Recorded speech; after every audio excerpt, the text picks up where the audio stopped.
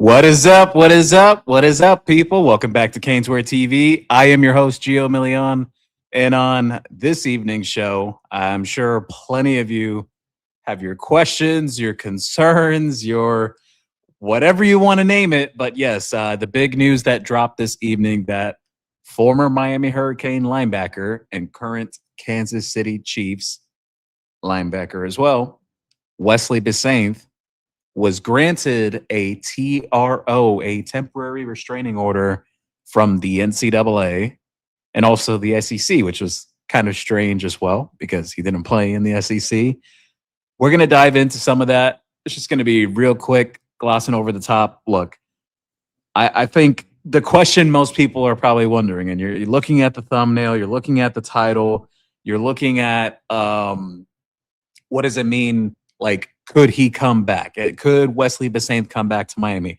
As it currently stands this evening, the ACC already passed their new rules that they're not going to allow players to be taken back. There will be postseason bans. You're looking at fines. You're looking at coaches being able to miss out up to 50% of a season for taking a player that was already on with an NFL team. Now, this goes without saying from a legal standpoint. And look, I'm not a lawyer, but I asked a lawyer about this before coming on this evening. This could be challenged in theory, yes. Wesley Bissainthe could go through the court system and what the ACC is trying to enforce if he wanted to come back to Miami or if he wanted to go back to another school. Now, here's the thing that's not being said here. For the group of 6 schools that are obviously not Power 4 in college football right now, they haven't set any rules. So technically, yeah, a guy who gets granted the TRO now and to come back for that 5th year, which I understand why some of these guys are coming back, but this is such a double-edged sword with everything that's going on with these rulings, because you got just almost radical judges basically just hammering down, give this guy a TRO and this guy and this guy and this guy. And I get it. Some of these guys do have a case, but at the same time, it's like you think of the prospects of a guy went to the NFL, you did the whole combine and everything. You were in training camp, OTAs, the whole 9 yards with an NFL team and playing in preseason games. Mind you, a guy like Wesley Bissainthe would have a preseason game this week with the Chiefs if he still is with the Chiefs in the long run.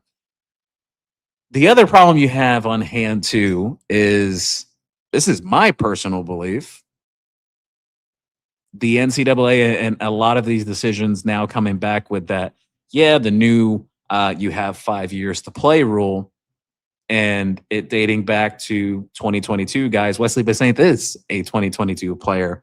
So this is the situation of stuck between a rock and a hard place for several schools and for several players.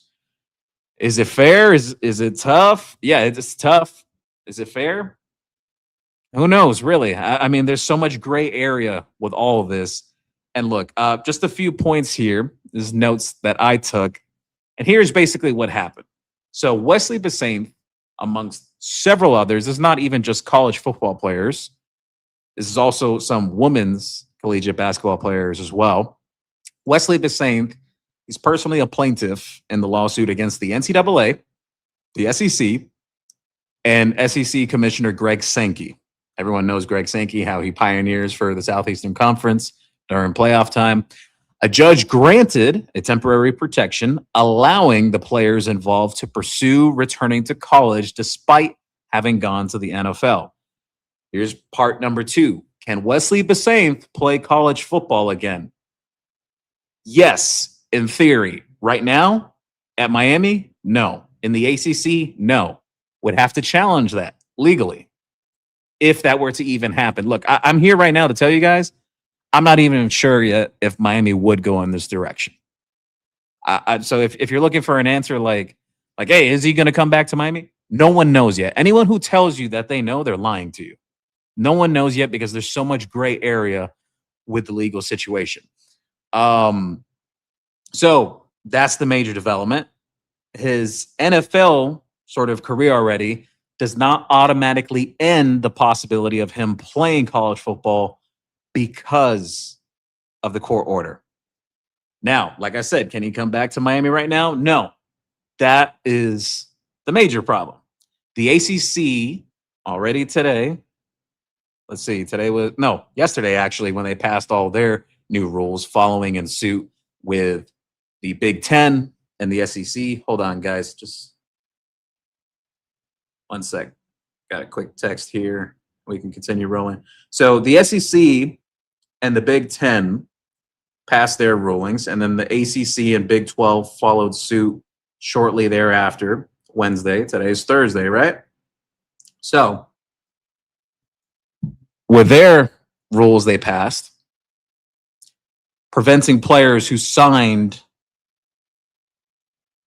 NFL contracts and appeared on NFL rosters. Yes, Bissainthe was on an NFL roster. The same thing for a guy like Daquan Harris and all these other guys that are being granted these things. However, like I mentioned, the weird thing is the ACC wasn't listed as a defendant in what went on in court and what was passed today with several TROs for a multitude of players.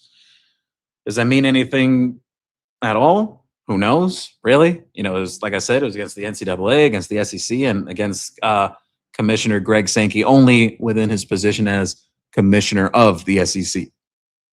That doesn't mean that just because it was against them and he was granted the TRO that he could just jump to the ACC. Like we've been saying, that is hammered away with for now unless challenged legally. What do I mean by challenged legally? He gets a representation from an attorney. You know, there's Darren Heitner out there. There's several attorneys that litigate within these situations for collegiate sports overall now. How can they challenge it? You know, who knows really? I think just logically you look at the details of how this all came about for the extra fifth year and how, you know, it goes for the guys from 2022 and beyond. And yes, Wesley Bissainthe was a class of 2022 recruit. He came in during the transition year when Mario Cristobal arrived and only had like a week and a half to recruit. Wesley Bissainthe was part of that class. He only played 4 years at Miami. The thing is, some of these guys who went on to the NFL and everything, that ruling of the 5 years now that you have 5 years to play did not come until majority of these guys were already going through the rounds of training and preparation for the NFL draft, trying to get drafted, trying to get signed by a team, working in OTAs, training camp, preseason games. Well, I shouldn't say preseason games. Some of this came before preseason games. But however, point remains, when it comes to his situation and several others, you're stuck between a rock and a hard place. It's like, what do you do? Because you have the court system. You have the court system that, yeah, you would think it would supersede what these conferences are doing. And I'm sure there are going to be players out there that are going to challenge these conferences in court to play this year. It also depends on the teams. Like, are they willing to take that gamble? Are they willing to take that chance? Do they want to run the possibility that they receive fines or suspensions or being suspended from any postseason play? Because look, if we're going to keep it real here, the Big Ten and the SEC, they have a lot of pull within the college football playoff, at least for the P4 teams. Now, G6 teams haven't done anything yet. They haven't put down any rules. They haven't put down any bans or anything of the sort. So does that exclude a guy like Wesley Bissainthe or a Daquan Harris or all these other players or a TJ Harden, all these players that are, or Philip Dunham, you know, his safety who's originally out of South Florida? Does that exclude those players from going to G6 schools right now? No. That technically they could go. Now, is that what they want to do? Probably not. Probably some of these guys came back to play big time college football, or a guy like Jack Pyburn as well. We'll see what comes about it. One of my last notes I'll say about this too, because guys, I also have a guest coming on this evening. If you guys all know Steve-O, 365 Canes Football, he's going to hop in here with me in just a moment. And we're going to talk a little bit about the team and everything and just some of his insight from what he's seen and from these players when he's been out of practice. But just to kind of put a footnote on all this, what would have to happen for Miami if they wanted to go down this route? Like I said, the ACC rule would need to be successfully challenged in court. No one knows if that's going to happen. A legal process could drag out. A legal process could be very short and quick.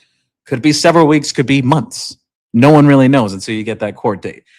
Until then, Miami can't just put Wesley Bissainthe back on the roster, even if they wanted to. Doesn't work that way right now. The easiest way to understand it for everyone is this. Wesley, like I said, he's one of the plaintiffs who got the temporary protection from the NCAA and the SEC. So there is now a pathway for him to play college football this year, but it would not be in one of the Power Four conferences as it stands today. The problem for Miami, if they wanted to go in that direction, is if the ACC is because the ACC passed its own rule preventing players to return to college football that have already played in the NFL. So, long story short, the NCAA isn't the obstacle anymore. It's really what the conferences want to do. So, guys, without further ado, I tried to explain it in the best way possible for the people that are wondering and thinking, can he come back? Can he not? As it stands right now, no. Wesley Bissainthe would not be able to come back to Miami unless they were legally challenged. If he got representation and they took this to the court system about what the ACC and the other Power Four conferences are trying to enforce. So, guys, without further ado, let's get my guy in here. Oh, actually, wait 1 second. I want to show it here as well. Let me get Steve-O up in here. So that was the list of all the names that came out this afternoon. So, Steve, I was speaking about the whole Wesley situation and everything and everyone's questions about can he come back, can he not? Look, I looked into the whole thing. As of now, he can't. Yeah, these players have to go G5. Yeah. If they want to play college football, they're going to have to play in the AAC, Conference USA, Mountain West, Pac-12. Which, to be honest, it's the timing of the issue. I do think that if you're going to give people fifth year and have a cutoff, this should have been, 3 months ago. Yeah. And it wouldn't be a big deal. It wouldn't be. It would be, okay, we did this for COVID. We did this for this. The only class that really got screwed over was 2022. So if they wanted to do this, they could have did it 3 months ago. You see, that's what I was talking about, brother. Because, by the way, awesome having you on. It's been a minute, man. Hope you're doing well. Yes, sir. Can't wait to be on more. Yeah, brother. So that's what I was saying a bit earlier too. It's like, bro, these guys, like these NFL / would be eligible college football players this year, they've already went through OTAs, all the preparation with the NFL draft, trying to get drafted, then trying to get signed, trying to make it to practice squads and everything, playing preseason games. And then finally, you had it come down from College Football Administration not too long ago that, oh, yeah, by the way, now you have 5 years to play. It also applies to the 2022 guys. So 2022 guys are like, yo, what the hell? I didn't get drafted. I don't have a guaranteed spot. I could come back and play another year of college ball. And, I could make myself some money too. Look, here's the reality too, Steve. I think this explains it best. The NFL stands for not for long. Not everyone's going to make it, unfortunately. Not everyone's going to make it to the Professional Football League. And I think the biggest part to it too is I see some people joking on the timeline. They say, oh, get a job. I mean, they put down the ruling for that class. Like, why would they not want to try to come back? The biggest problem is, like you said, they did this way too late. Like, this should have been, we're talking, all right, NFL draft was late April. This should have came down like February, March. Not in the summer. They're crazy. Yeah, they should have allowed those kids to make the decision. And okay, now that I have, it's not like these kids declared for the draft because they had eligibility left. Yeah, No, they had to they go thought it through. was over. Yeah, it was over. This is just way too late. It's lazy. And the nation is making. I get it though. You had Pyburn have 2 sacks in a preseason game, and then he's trying to enter the portal. I mean, it's crazy. You have the reports of the tight end right. If he clears waivers, he's going in the portal. That is just the craziest sentence ever. So, as while it's easy to point at the kids and laugh, laugh, laugh, would you rather get a job or play college football and make a couple 100,000, which you could set up and invest? A lot of these players, Yeah. unfortunately, aren't investing, but there's a lot of players that are investing NIL because they know what the NFL means. You can get your opportunity. There's a lot of things out of your control. OTAs, minicamp, those are opportunities. You could ball, you could do whatever you could be. Oh my God, this is the next coming of Jerry Rice. And once the guys that are getting paid millions of dollars have to come out there goes all your reps and there goes your chance to make the team. Yep. And you get out there with some guys. The preseason looks terrible. I mean, it's a product of people staying in college football because they're not just jumping to the NFL and get spit out when they could be making hundreds of thousands of dollars, if not some players millions in college football. Yeah, no, it's crazy what's going on. And by the way, shout out to the man, Rock and Rant. Guys, for anyone watching on X or YouTube, check out the stuff that Rock and Rant talks about, College Football Express. This guy, sometimes he comes into my chat when we're doing shows, and the knowledge he has that he drops, like he knows his stuff. I think he definitely deserves his flowers. Thank you for stopping by, brother. But Steve-O, look, the other thing to it too, it's like with this whole situation, it's funny like when fans say like, "Oh, get a job," but like you said, like it's that opportunity is there for these guys, and obviously, at least right now, the only loophole being, hey, you just go to a G6 school. It's no longer G5 now; it's G6. You go to a G6 school. That's the loophole, at least for right now, unless, like I mentioned earlier, I could see this. Some players trying this because they want to play in the big conferences. They'll try to legally challenge the conferences and their commissioners on this. They're stupid. I mean, bro, they're not going to get an injunction. They're going to. It was different because the Sorsby situation, how quickly he was able to get that because they went to a Texas Tech alumni judge to just do what they got to do. You think that these schools and these, let's say LSU, because they're pretty much the ones who had 2 or 3 of these guys waiting.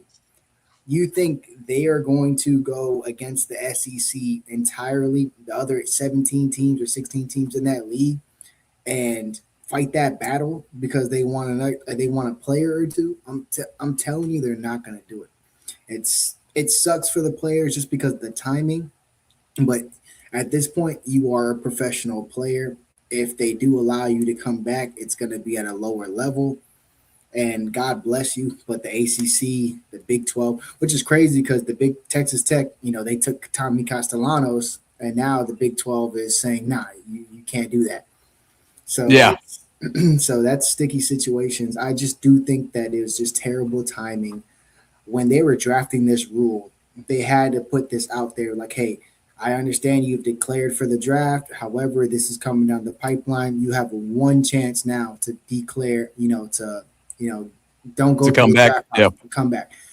That should have been done. They should have been back playing spring football in college football, and nobody would have had a problem because it's just like, okay, because when you think about it holistically, the 2022 kids got screwed. Oh, yeah. That's just what it is. So the NCAA and all these laws and stuff, you just Lane Kiffin made a thing like, which injunction are we going to respect? Because obviously Trinidad Chambliss is at, Ole Miss playing quarterback because of an injunction allowing him to have that 5th year. So it really just is terrible, management from the NCAA. They should have jumped on this sooner. They could, we could blame the court system for everything that they've done, which is honestly terrible for college football, these legal stuff that they're doing. But most of these issues wouldn't be issues if the NCAA was proactive. So I don't not show or give them or deflect the blame of this, because if they were proactive, none of this would be happening. The Wild Wild West with the NIL wouldn't have been happening. They had power and they were just fighting it for so long. And instead of giving up 5-10% to keep everybody happy, they were holding on to that 5-10%, holding on to that 5, and then the floodgates open. And now they only have 5-10%. It's 90% money, business. They have private equities in college football now. In the Big 12. Yeah. Yeah, literally. It's terrible. Yeah, it's tough, man. But my last note on it, because I know the people are really here to hear about some of our thoughts on the team. Hey, maybe we can shoot the some of these recruits, some of the high school kids that are showing out early on. I know you've spent plenty of time coaching up some of these kids too. But my last thought on the whole thing, it's like the craziest thing is, and this is no offense because he's a baller. Like Mohamed Touré has played some damn good football in his career, but he's going into his 8th season. And I know some of that's not his fault because he's had some injuries. I know Cam McCormick played a long time too. But it's tough to see that, like, especially for those guys that are like trying to come back right now. You see like, oh, but there's a 7th or 8th year player, but you're not going to allow me to come back. I think it's just that fine line of once you become a pro or once you've put on that NFL jersey, there is like that fine line. I get it. I get it why some of these conferences are doing so. And I think this also leads to, this is going to be a big one. You're going to see some of the Power 4 conferences work their way towards breaking away from the NCAA.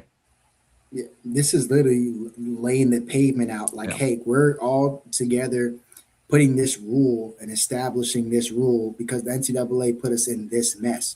The next CBA that comes out, there's going to be a rule coming out from the NFL because there are so much questions. If these guys do come back to college, or do they go back to the draft process? Are they considered free agents? Like, there's just so much ripple effects from this, but whatever. None of these kids are going to play for Miami. We're stacked. We wouldn't need any of them anyway.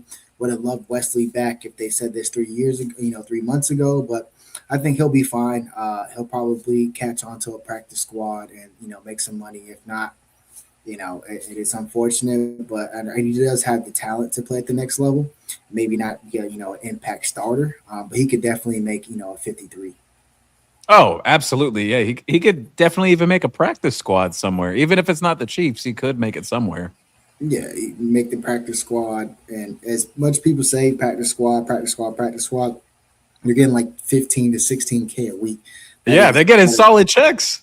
Yeah, that's and then if you get active for one game, it's league minimum, so you're getting like 58K, almost damn near 60K just for being active, and then any playtime minutes or whatever you have in your contract, whatnot. But that's the totality of that situation. None of them kids are coming to Miami.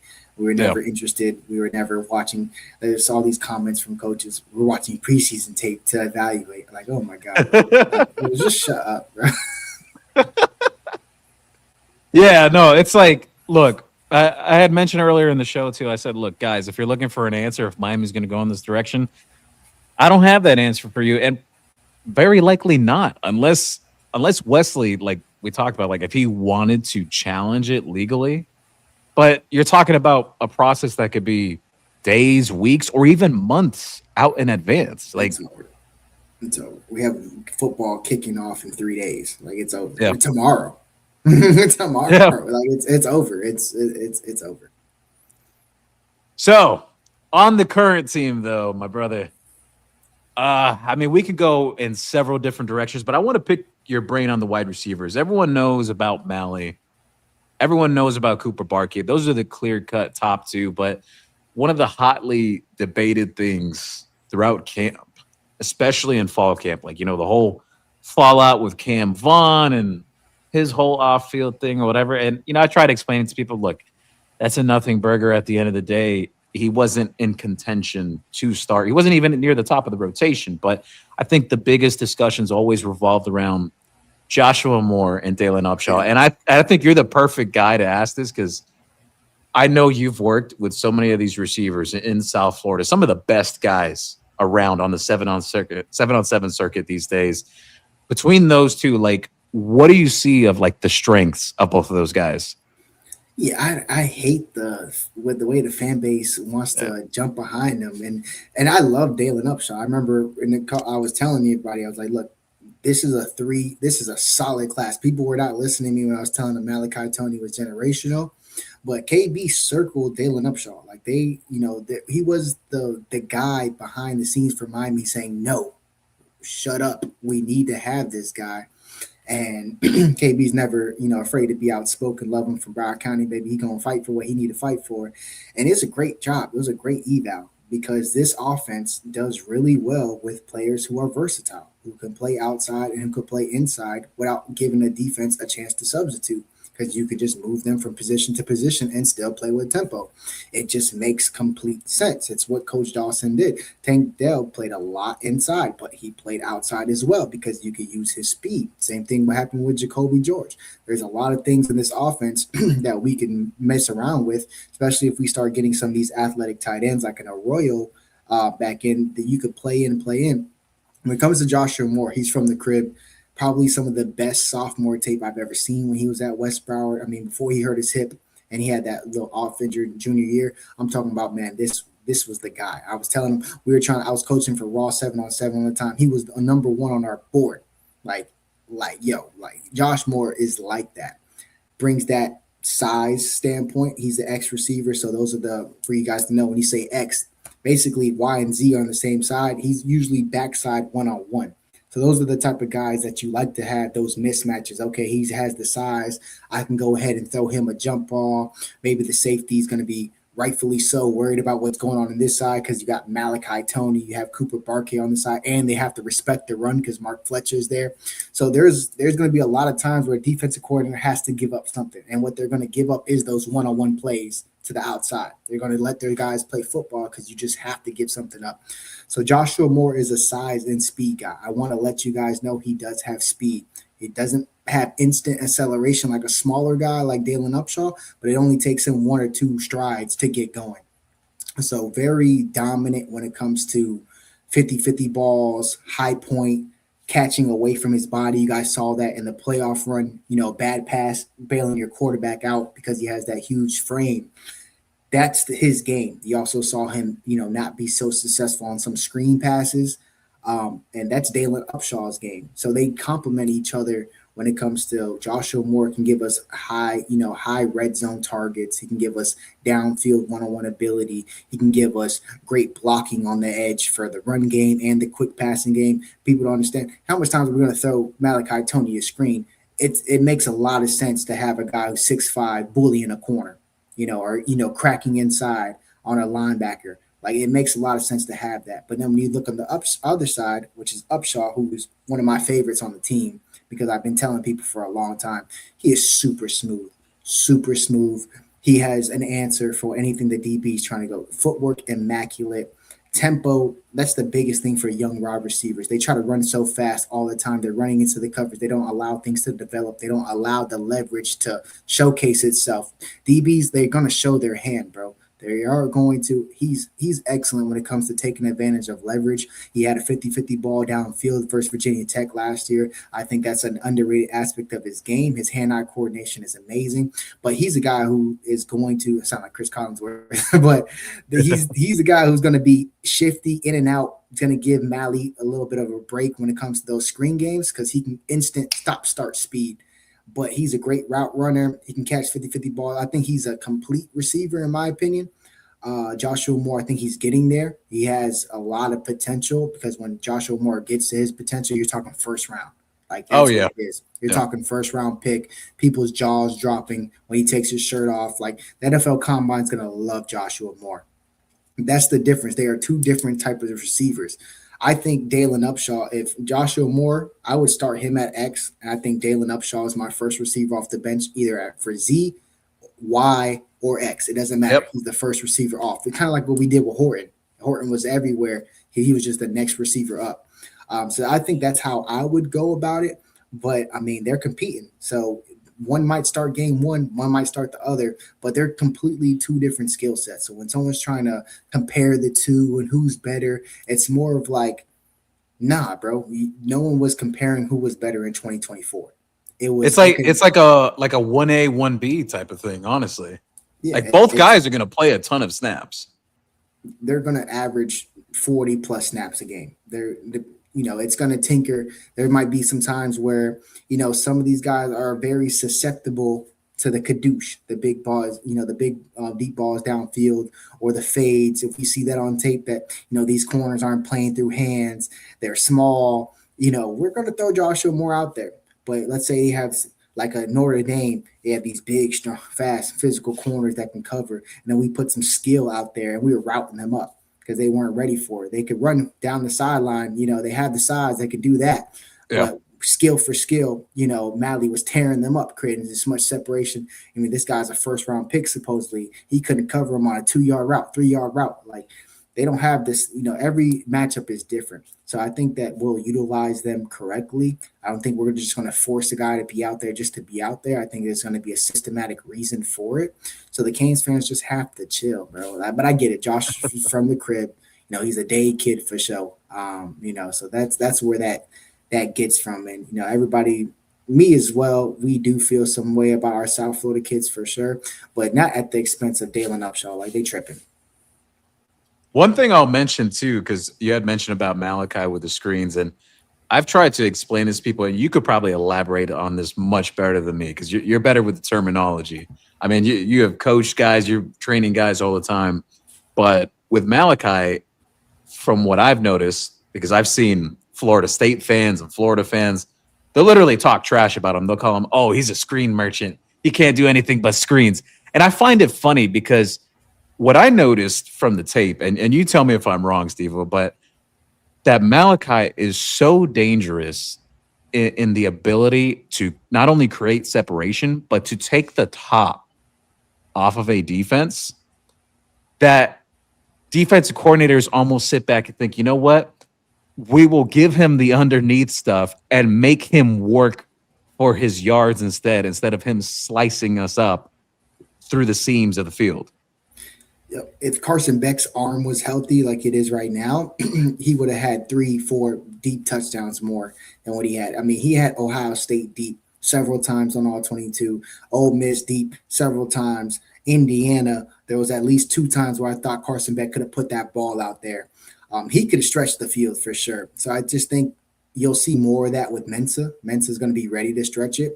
But yeah, defensive coordinators were – hey, let's gang tackle him. Let's get him on the ground. Let's not let him behind us. So that you do see that. But there was also times when they went one safety high and Carson Beck just didn't take it. He was a more efficient quarterback.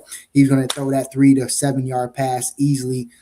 Great ball placement. So guys are running after the catch. Marion, CJ Daniels, a lot of, good plays with the ball placement to allow them to get upfield. But I ain't gonna lie. For everybody who calls Malley a screen merchant, nah. You're not seeing he gets negative in his routes, which means he's coming down to the ball, creating more separation. A lot of young receivers, they think, oh my God, it's a 10-yard dig. I need to be at 10 yards. Nah, bro. I'm catching that thing at 8. I'm catching it at 9. I'm coming back to the ball when it's in the air. I'm not waiting for it. I'm going to it. I'm attacking it. I'm snatching it out the air with my hands. And being a screen merchant is crazy because he's just gifted with the ball in his hands. You not see him at punt return. Like, it's just give him the ball. He's going to make plays. He understands how to set people up with his leverage. That's why he has one of the most deadliest dead legs out here. Been telling people that for a long time. Saw his first year at American Heritage. But when he was playing quarterback, you understand how much times he was dead. He was dead legging the same person on one play. Like, all right, I'm scrolling back. Okay, get him again. Okay, hold up. One more time. Then I'm going to take off for a touchdown. Or, I'm going to drop it, a 30-yard pass for a tutty. I mean, he plays on, what do you call it? Like rookie mode if you're playing Madden. Like it's like that easy to him.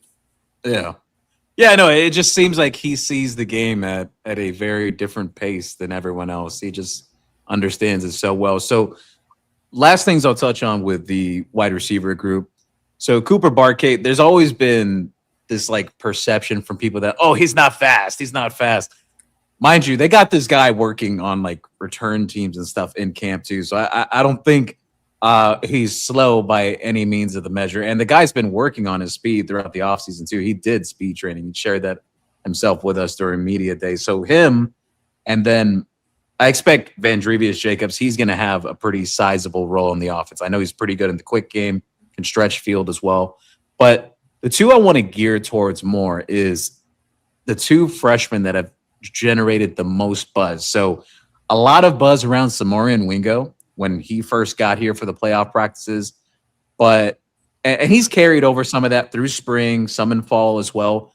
But I think more so that last week of camp, a guy that was getting a lot of buzz, My boy. Vance Spafford, who's, by the way, one of the maybe even the fastest, could be the fastest, one of the two fastest on the team overall. I would put him there. Somebody that I've been telling Canes fans for so long about, just because, again, on the 7-on-7 circuit, I had 5-star DBs, 4-star DBs. Couldn't nobody cover this kid. He played with Cali Power.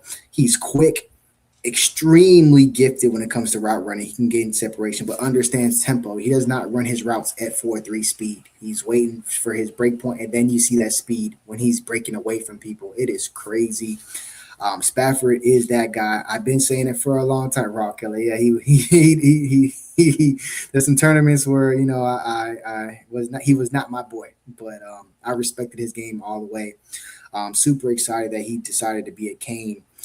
But again, legit 4.3 speed. I understand he's Caucasian, and people don't like to give them the credit for, you know, he's quick, he's fast. Like, no, bro, he is 4.3. Like, he literally has got high football IQ.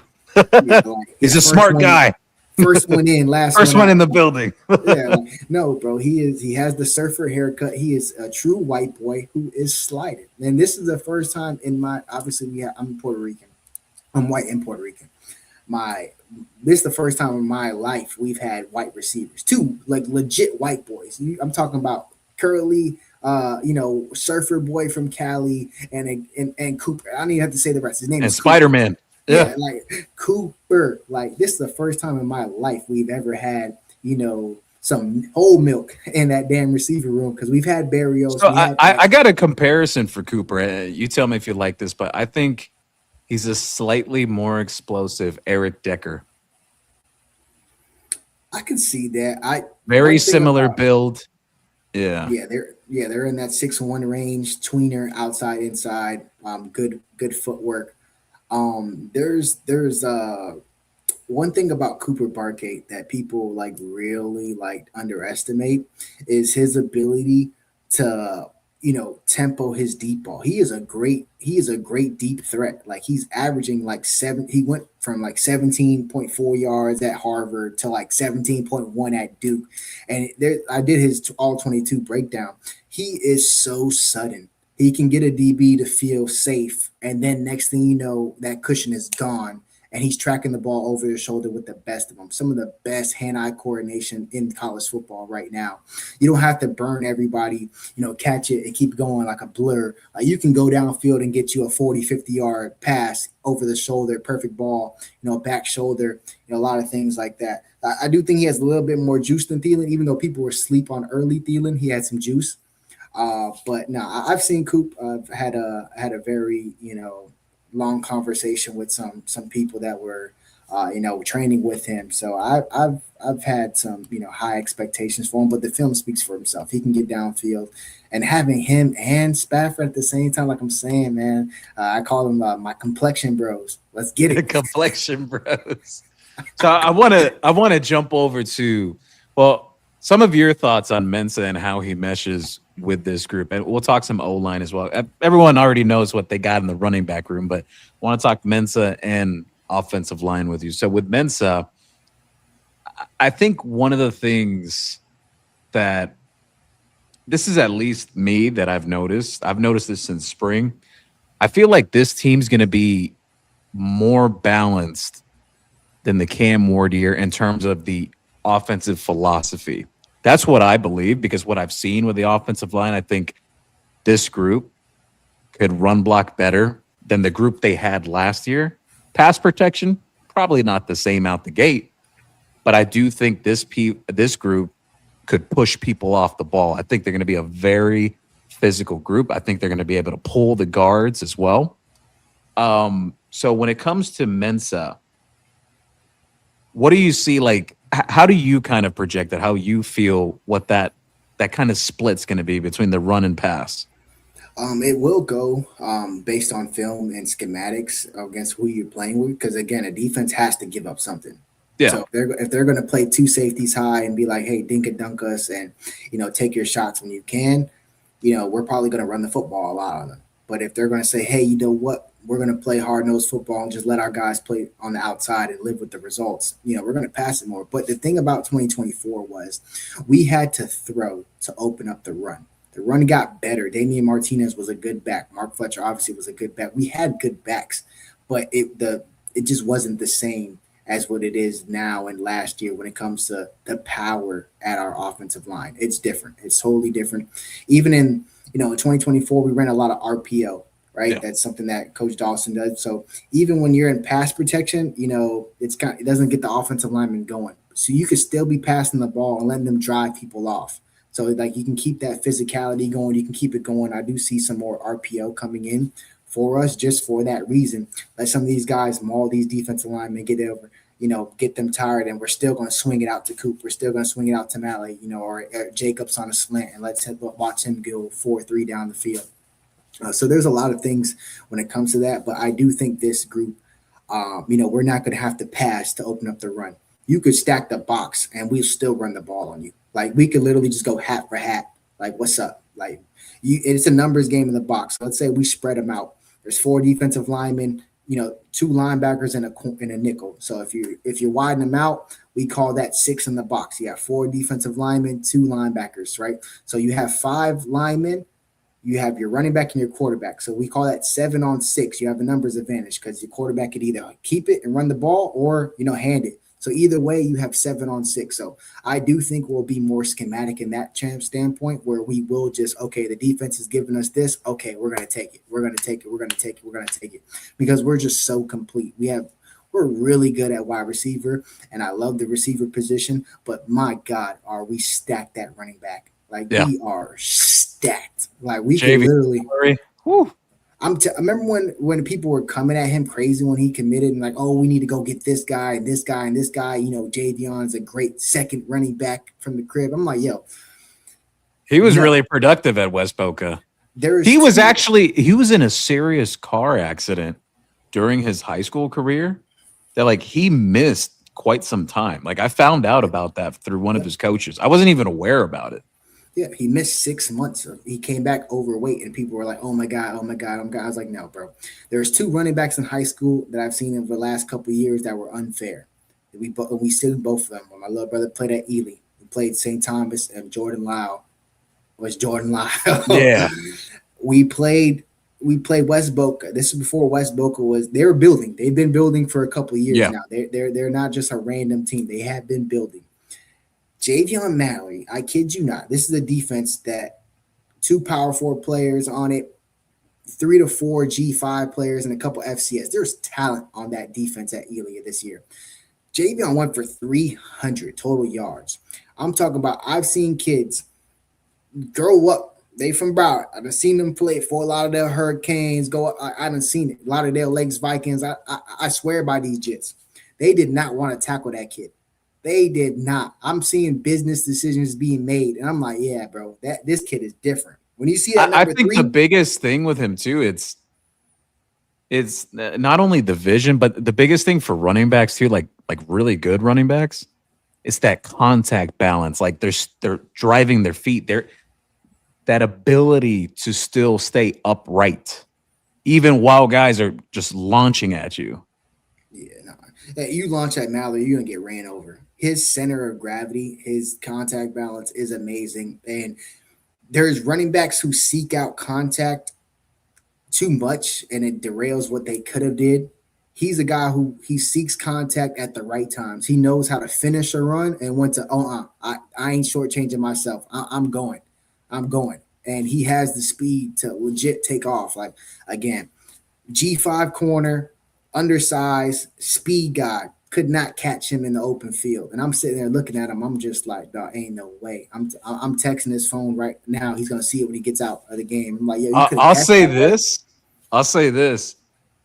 When spring football started, he looked different physically than he did his last year at West Boca. I noticed that right away. I was like, whoa, like, okay, like he really took the strength and conditioning program seriously. Cause like I'm telling people, go look at the pictures from last year when he was at West Boca. Like you could tell he wasn't like in his best shape and everything. Now here at Miami, no, he took it dead serious. Bro, he's lost over 20 pounds. And it's just like he came back in. You got to understand. So we call it chasing. If you get injured in the off season and you're just trying to, chase to get back to be out there, you didn't have an off season to get stronger, bigger, faster, or slim, whatever your plan for your body is. He didn't have that at all. So he went out there at West Boca, not in his best shape. But if you literally look at him from his junior tape, you're like, oh my God, this is a top back in the country. He was a big time blue chip 4-star. And then senior year came, still was balling, still was making plays, but lost that burst. And he got dropped down to a 3-star. Then everybody 3-star Rio.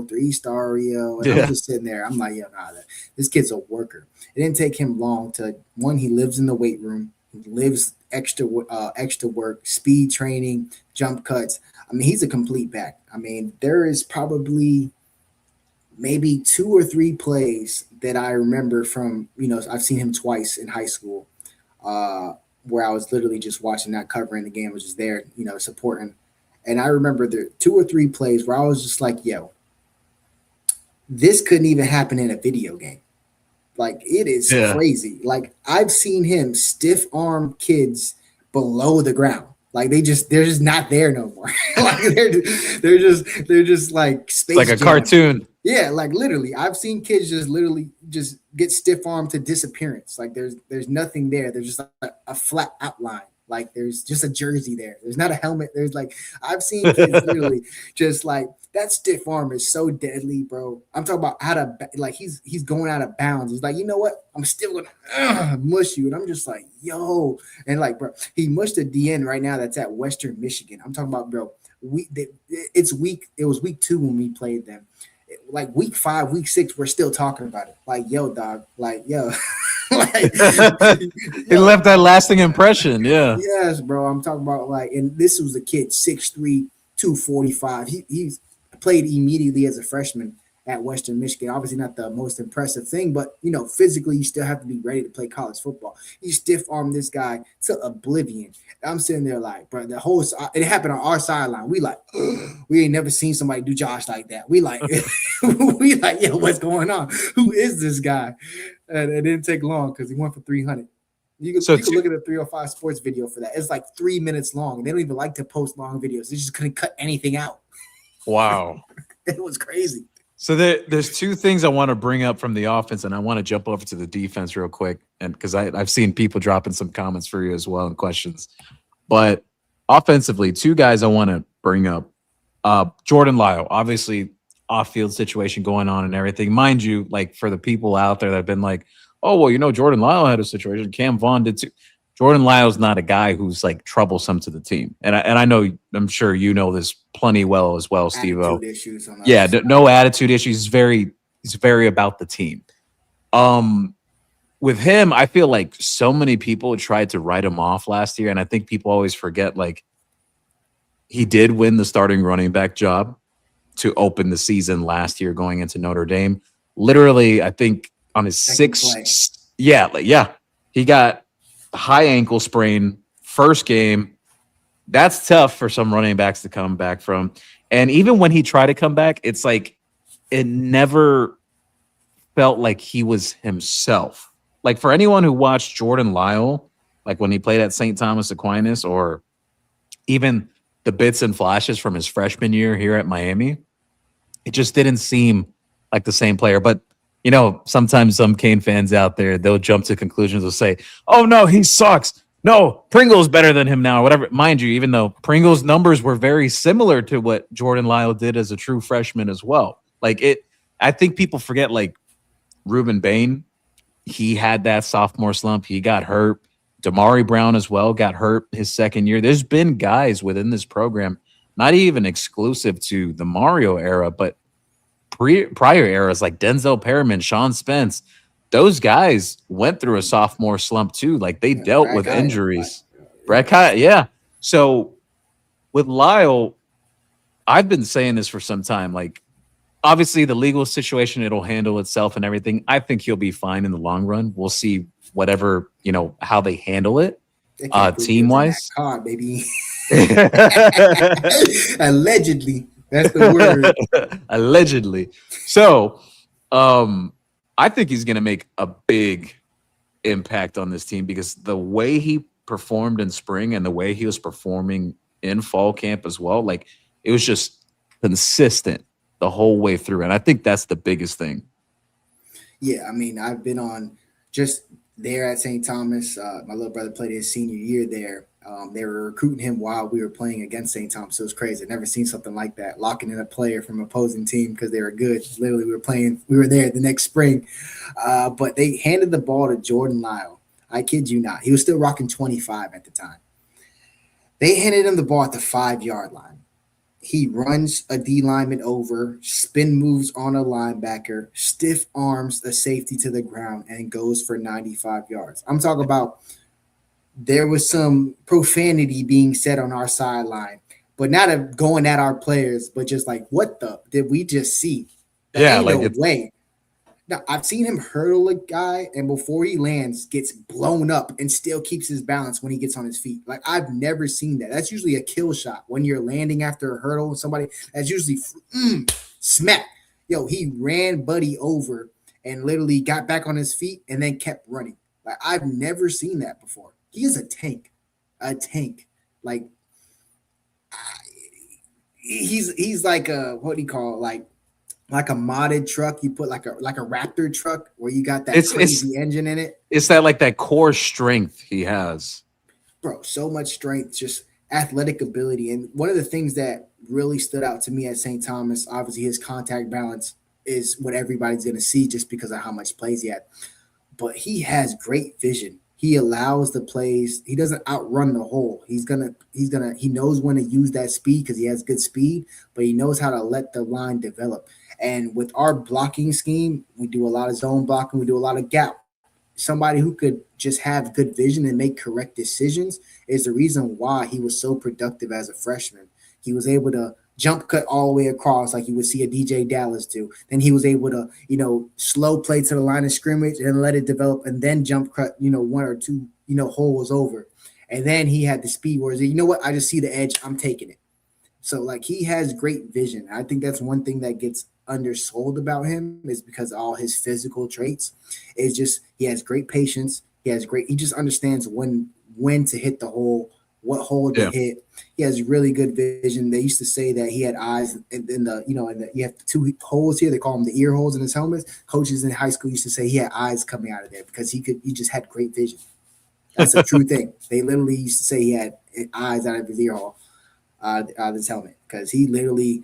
It was this one time there was no way he saw this kid. There was a great effort, kid chasing from the backside, great effort coming in from the backside of the play. He back juke and ducked this kid. I did not see him look at him.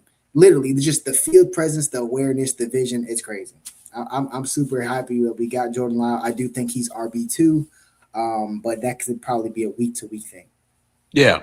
I believe that too. That just that back and forth competition. I know Pringle's done very well in camp too. It's just deep room overall, and great situation to have. The last guy I want to mention on offense, and we go to defense now, but the whole Jackson Cantwell conundrum, because everyone's been talking about it, and it's like people have been freaking out. They're like, "Oh my God, is he behind? Oh, is he not that good?" Or whatever. Like some people just jump to like quick knee-jerk reactions rather than like just assessing the situation. So obviously everyone knows at this point, Samson Lokalola's had a phenomenal camp at left tackle. He's in the best shape of his career, playing his best overall. Is probably the best footwork in the room currently of any of the guys at this moment. And Ryan Rodriguez being the center, I think those two are very clear. Like those guys are locked in, barring an injury happening. So when I've started discussing more of like, hey, like there could be a chance SJ Alafai-Tuli could be one of the starting guards when Miami goes to Stanford. Some people freaked out. They're like, whoa, does that mean he beat out Jackson Cantwell and blah blah blah. I think people forget SJ was really good at Yeah, Bishop Gorman. I think the people, top interior lineman in the country. yeah, some people tried to write him off last year because they're like, oh, they're using him at fullback and oh, he can't even snap the ball at center yet or anything. Just things like that. I think sometimes fans forget that players can get better year over year. So, like, for example, Ben Congdon, amazing evaluation by the Miami staff. Just the wrestling background, the size. And I mean, I think we got to start coining the term King Congdon for Ben Congdon. Like King Kong, King Congdon, absolutely got to start coining that if he starts making huge plays out there. But the point I'm getting to with Jackson Cantwell, there's about like 7 guys that are in that offensive line room that realistically could see a lot of snaps this year. I've already mentioned quite a few of those names, and Max Buchanan also in that discussion as well, aside from Matthew McCoy.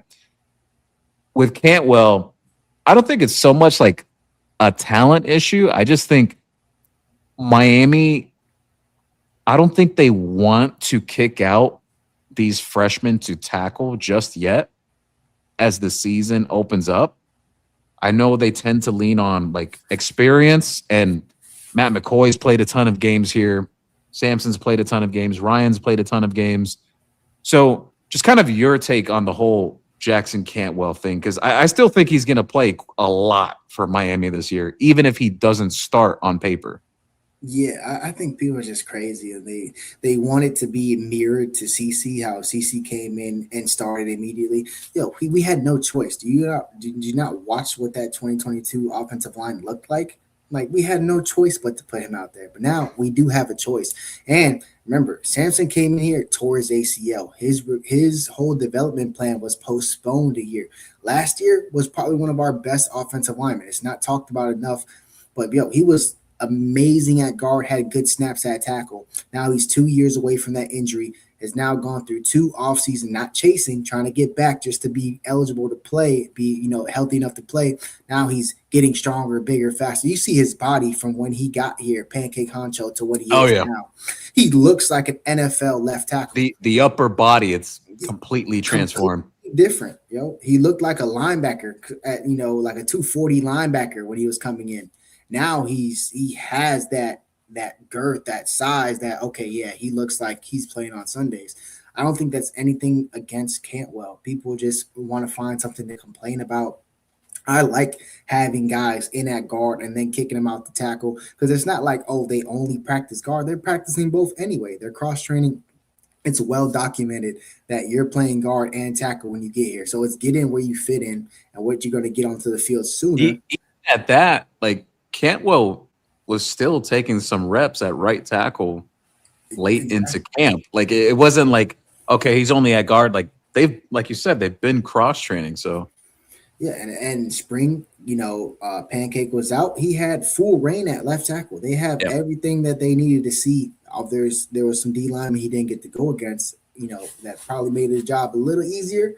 But let's just be honest, man. You don't have to come and start at left tackle as a freshman. When you have another 5-star left tackle that you've been developing with this same plan, you've seen the elevation. They just put a top 10 pick in the league. Sampson's going to be a top 10 pick. He's a freak, bro. I'm telling you, the NFL is going to love this guy. And, college football world, his tape circulated a little bit. People were like, oh, who's this? This Samson Oklahoma guy. Yeah, he came with big expectations. We thought he was a bust. Bro, you turn on some of that guard tape, because Matthew McCoy was playing elite at left guard, and they couldn't keep Sampson off the field because he was playing and raising his game to that level. I think Cantwell does get his feet at guard. Matthew McCoy was better at tackle earlier in his career. I do think now he's more of a guard. His body is shaped in that way. I do think maybe Matthew McCoy starts off at right tackle, and you have that opportunity to switch as the season goes on, but he has to earn that. I mean, Pancake had to earn it. I don't think I don't care what you are, the number one this, the number one that, the number one this, like coach is going to make you earn it. And if he's making you earn it inside, so be it. Like, it is what it is. Evan Neal did the same thing at Alabama. He came in Like it's not a unforeseen thing for guys to get on the field as a freshman, understand stunts, twists, and stuff that it comes in from the inside, which a lot of the action is going inside. Understanding that, getting your communication up. You're right next to the center. He was a big time, player. In my opinion, is just health has been the issue with him. But Ryan Rodriguez looked like the center of the future from the first time you see him at Columbus. He was the most nasty. He just looked like Mario Cristobal type player. Like he was Yeah. nasty, like nasty. He just hasn't been healthy. You get somebody like that to, hey, communicate. Now you learn how to communicate from a leader. Now when it's your turn next year as a sophomore, you're the one barking orders. You're the one, okay, you need to be this, you need to be this, you need to do that because you're under that wing.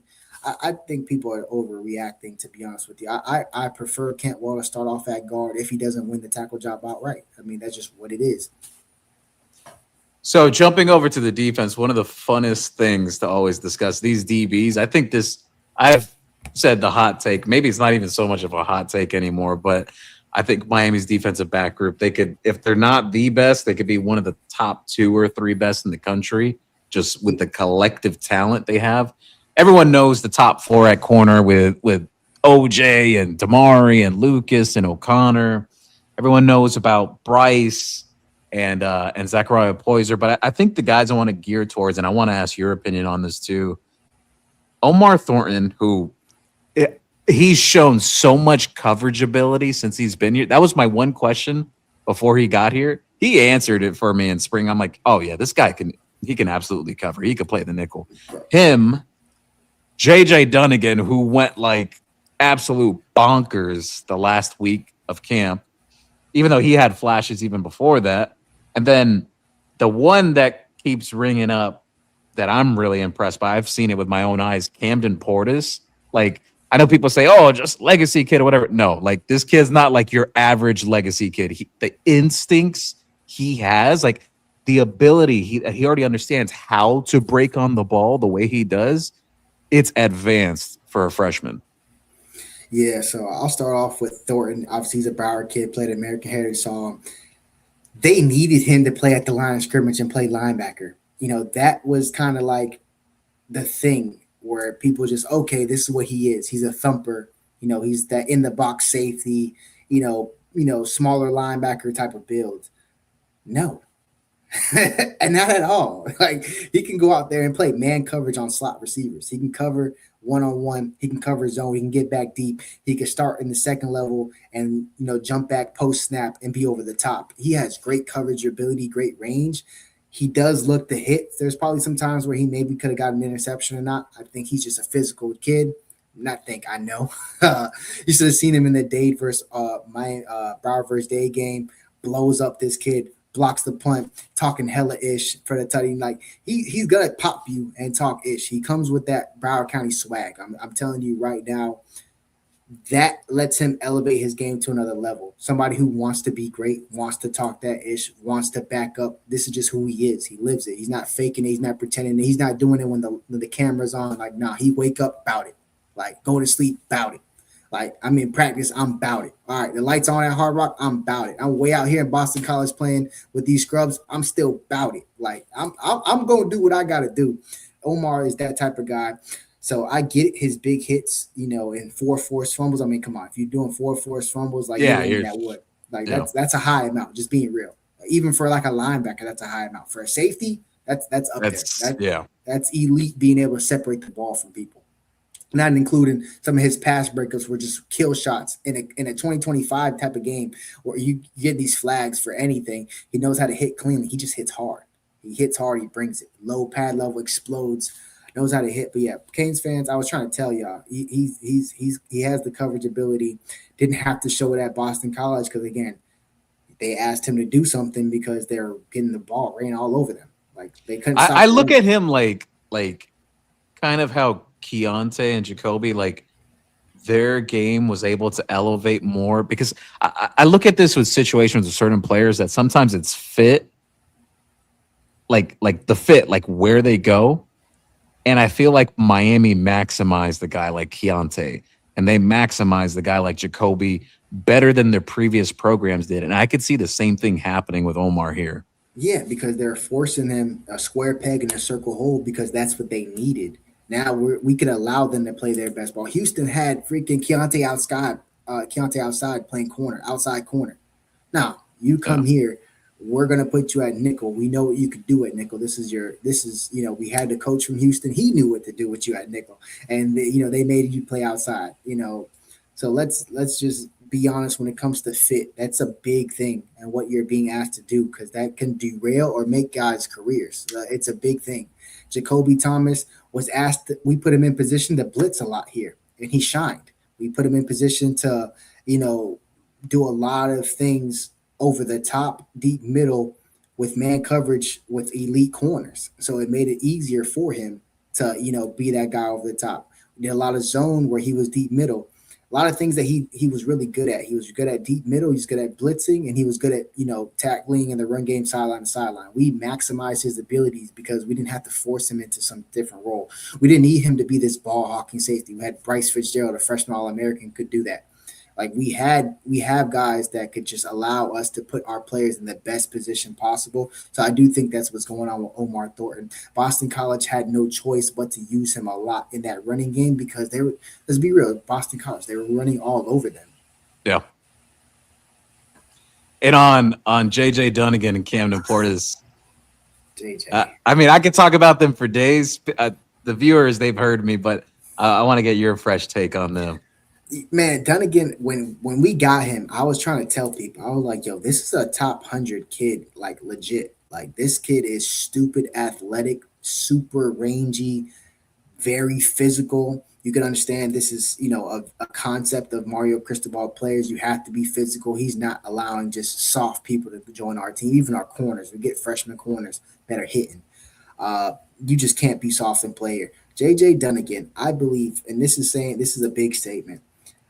I do believe he's a top 5 athlete on our team. That Whew. I think so. I think he's a top 5 athlete on the team, pound for pound. I put Bryce Fitzgerald. To be honest, he's my number one. Might be biased. He played with us at Raw. But I do think that JJ Dunnigan, pound for pound, is a top 5 athlete on this team. I've seen some things that I was just like, some range things. He's just such a complete player. He could play nickel for us. He could play over the top. He could play outside corner for us right now. We could put him in that. If we didn't have a godly outside corner room or just corner room in general, he could. What was that year, 2020, where we had like 5 corners and stuff like that? He would have stepped Yeah. in and been like corner number 1. like while he was a freshman in high school, he could have came there and been like a quarter one.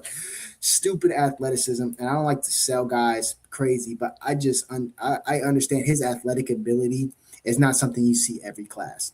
He has You know the what's right. funny that you mentioned that, because Benny Blades was on for his show on the channel last night, Yeah, Wednesday. and someone had asked him the question about Dunnigan. I think it was Juan Manuel who asked him, and Benny said he's like, look, I don't want to anoint him yet, but when I watch that guy, it's just different. It looks different. Yeah, it's so hard because again, you don't want to put all these crazy expectations on these kids, and I really didn't want to say what I just said now, but that's just truly how I feel. Like honestly, just telling you, I think he's a top 5 athlete on the team.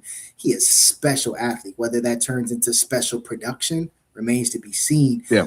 but it's there. Like it's there. He can cover, he can hit, he can do everything. He's a coach on the field already, such a young player, understanding where to be at in the defense, correcting people that are older than him to be in the right spot. He has that dog alpha mentality. He will talk that ish. And again, there's times where talking ish isn't the best of things, but it just shows you his character.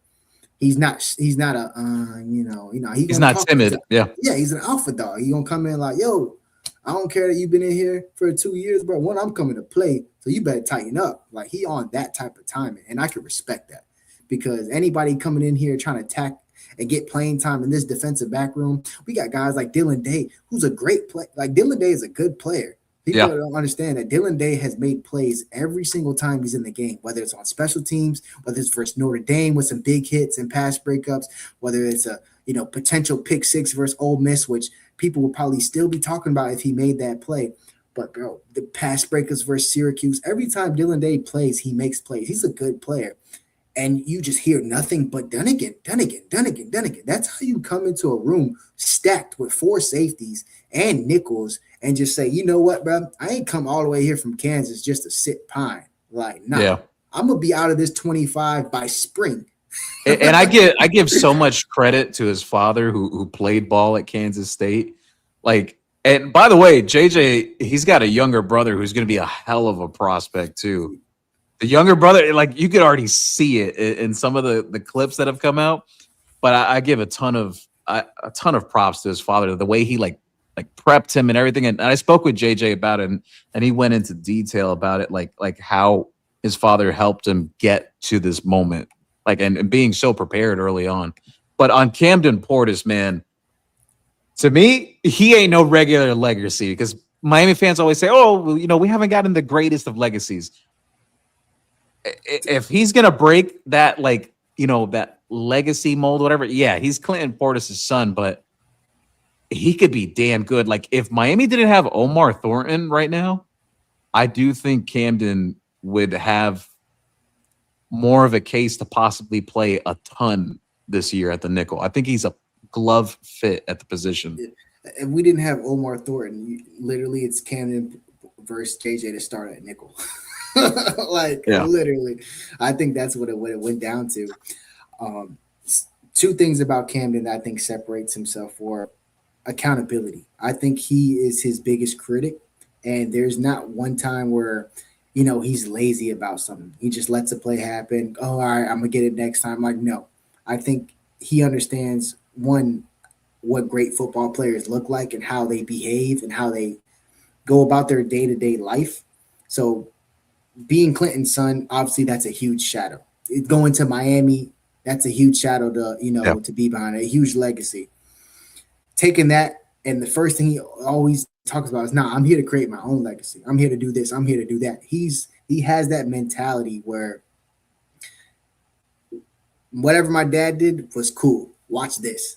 Like, watch Yeah. this. Like, y'all think y'all seen something with this Portis name. Now I'm about to put y'all on that. And I love that. I love it so much because a lot of kids, yeah, man. The legacies before, they always talk about, the past and their family, they want to uphold that. He like, man, I ain't trying to uphold that. I'm trying to, watch this. Like, y'all gonna, I'm trying to surpass that. yeah, Yeah. y'all gonna Clinton who? It's gonna be Camden Portis, like y'all talking about, when the 30 for 30s coming out. Like, Clinton who? You mean you talking Ed, Sean Taylor, and Camden? Like, that's the type of time that he's on. So accountability to his day-to-day life is a huge reason why he's at where he's at. There's not a time where he makes a mistake and doesn't correct it immediately because it eats him up inside. He doesn't want to give up nothing, like nothing. In defense, you have to give up something. He don't want to give up nothing, nada. Catching these picks, and it's not just, oh, he's catching picks versus the underclassmen quarterbacks. No, it's against some of the top groups, actually. Yeah, let's be real. 10 through a couple of those. Like, yo, he out Yeah. here gaming.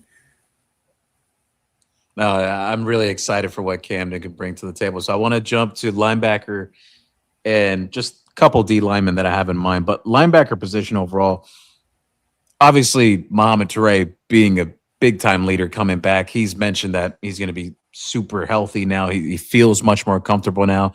It almost felt like that light per se kind of turned on in the playoff, and we got like the Mohamed Toure that people were thinking they were going to get at Miami.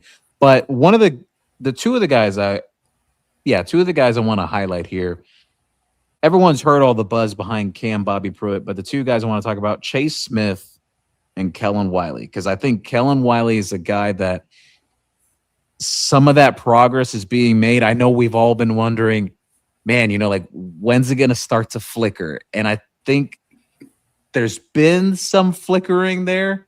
Maybe not entirely yet, but I think there's some skill set there that I could see Corey Heatherman getting creative with when it comes to Kellen Wiley, his ability to blitz off the edge, the overall athleticism.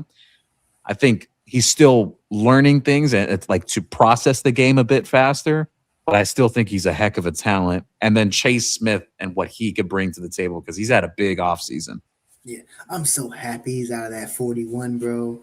Like, yo, So happy. Then the guy, I didn't know he was going to get the single digit. Happy for him. This is a guy who's been through a lot of injuries, but probably was one of the freakiest athletes Miami signed in a long time. If you did Yeah. not, if go back and watch Chase Smith's highlight tape, he's an outside receiver running routes, going one handed, jumping over people, and then going to rush the passer, swinging people down with one arm, catching picks at safety.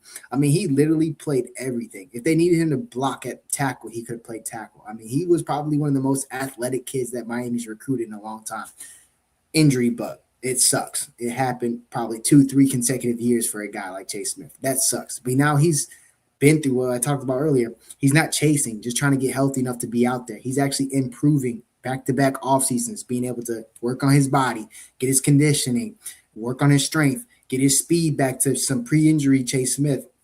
He's a baller. He put on some great tape last year. I'm talking about valuable 15 to 20 snaps a game last year, playing sideline to sideline. And it's not just him making tackles.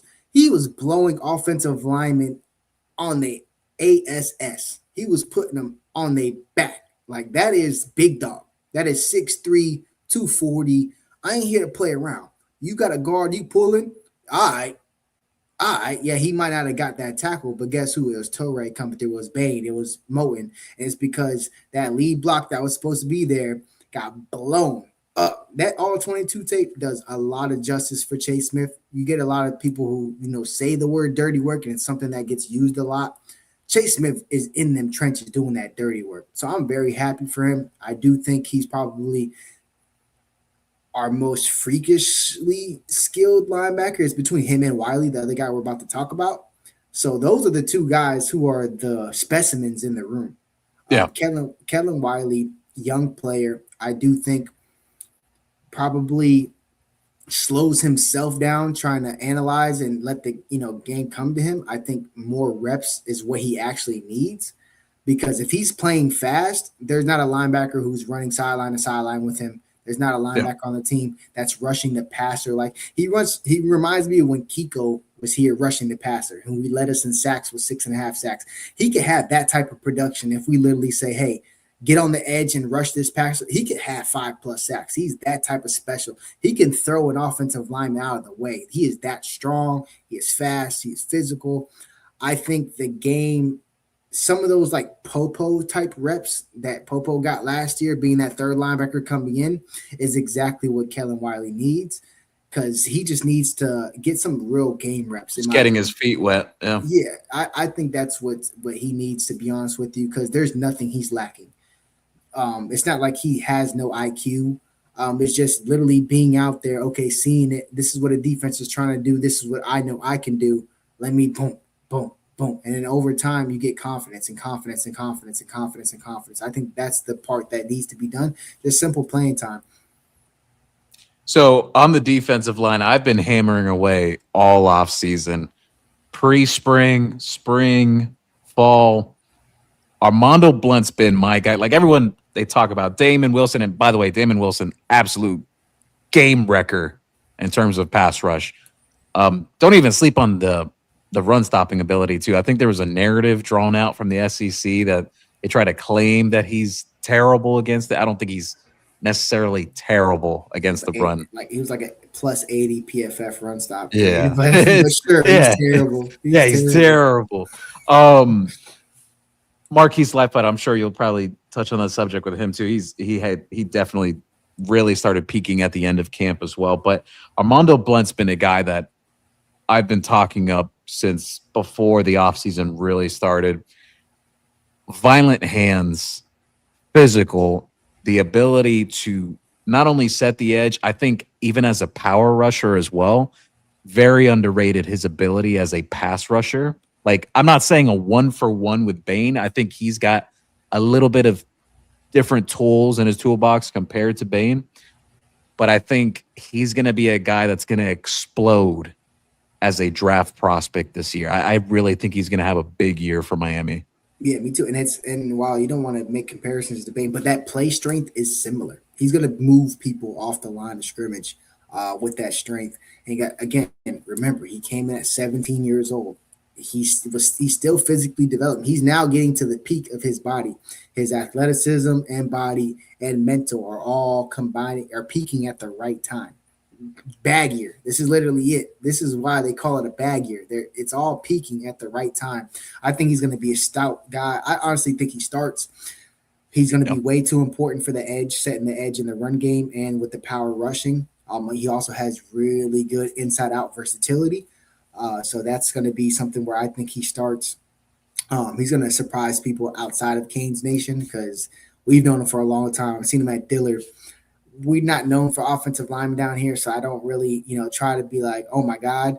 But there's just some plays like, oh my God, like one hand interception, spin moving, jumping over people to score. I'm just like, yo, this guy's a D lineman. Like, yo, no, it's so funny because when he had an interview session after practice, I was talking to a couple people next to me. I was talking people who are working with us as well, Ava and Ethan, and I had this picture of Armando Blunt. He's wearing the hard but fair shirt. Yeah. And it was Coach Macho. He was still over there at Dillard, right? It was him and Coach oh my Strong. Goodness. Daryl Strong, that's him. Yes, him and also the DB that used to be there. Oh my goodness. He was committed to Miami, then went to ECU. Antoine Jackson, yeah. So went to go see both of them, see Coach Macho and everything.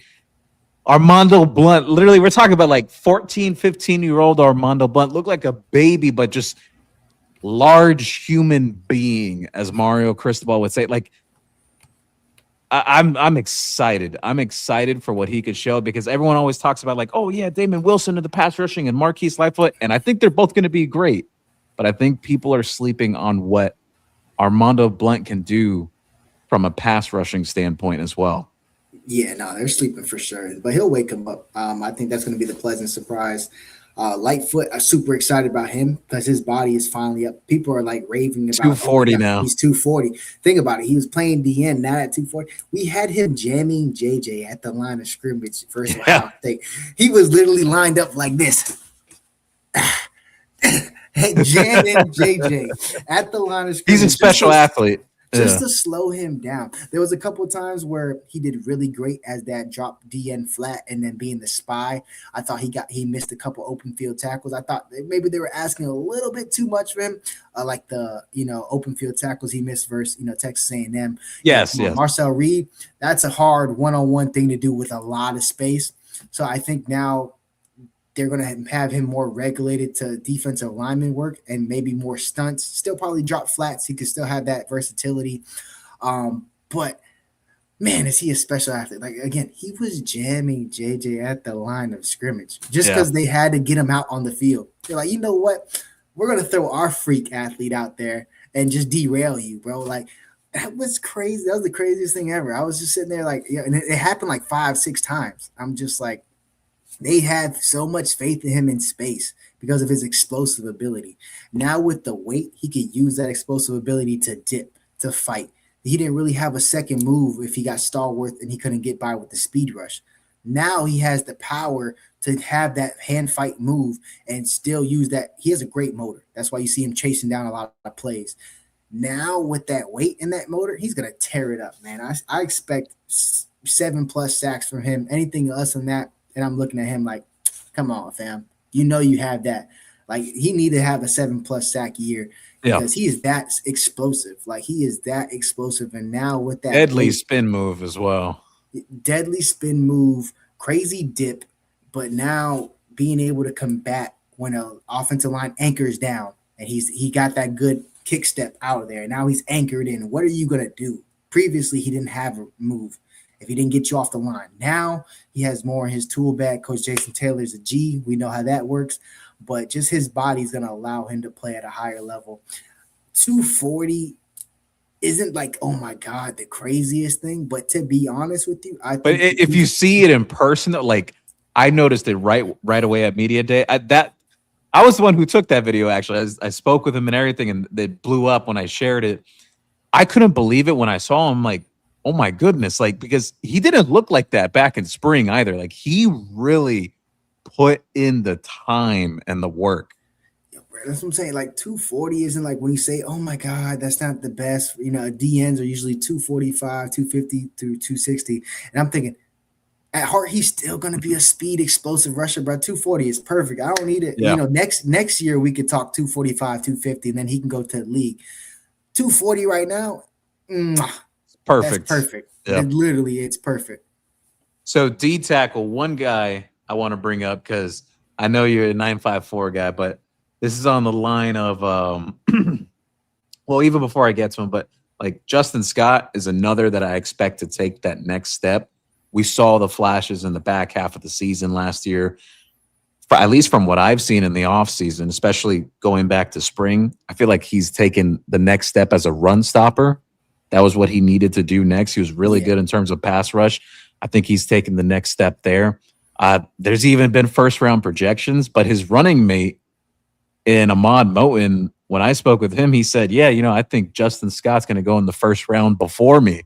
And I was like, "Whoa, like that's really high praise." But on Ahmad Moten, though, I always say this. I think Ahmad Moten and Inez Cooper are some of the best development stories in the Mario Cristobal regime because Ahmad Moten was a late riser out of Cardinal Gibbons. He wasn't even the biggest recruit out of Cardinal Gibbons. The guy who got a lot of the publicity that was R. Mason Thomas, who was committed to Iowa State. Miami tried to get him at the end.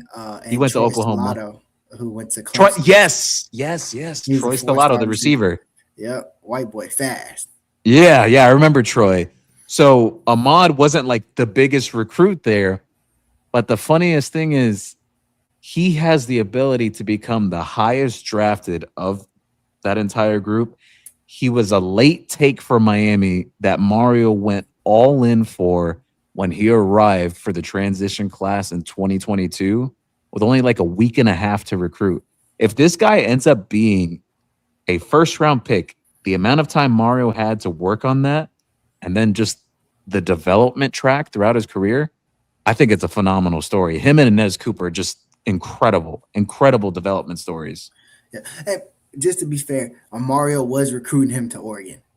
So it's not Oh, he like was? Okay, I didn't know that part. It's not like he came there and was like, "Oh, who's this guy?" Nah, he was. There's things that are said when you're in the high school football scene down here, and people knew that Ahmad Moten's first step was special. He has a very explosive first step. I think his development at Miami has been now to get that power behind that first step because now he's in your grill and now he's mushing you out the way. But that first step was special.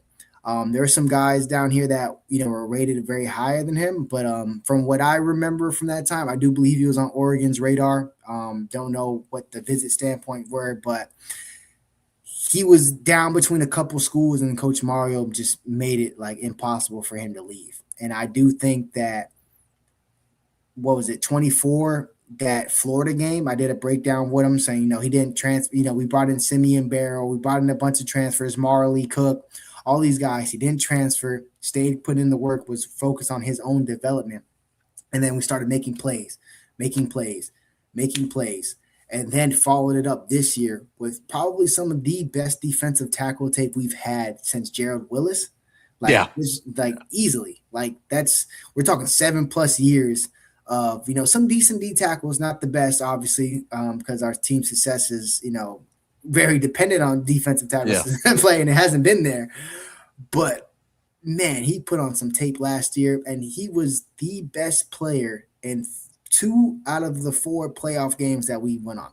The number 1 overall pick, Fernando Mendoza, Omar Cooper, another first-round pick, OJ, who's going to be a first-round pick, Carson Beck, who might start as a rookie at some point, 3rd-round pick. Number 8, I forget his name, Brewer, I think, the receiver. He's going to be Charlie Becker. Becker. There, he's going to be a high pick. There's talent all over the field. And there are multiple analysts who I'm very happy that they pointed out, because they usually always take the shining toys.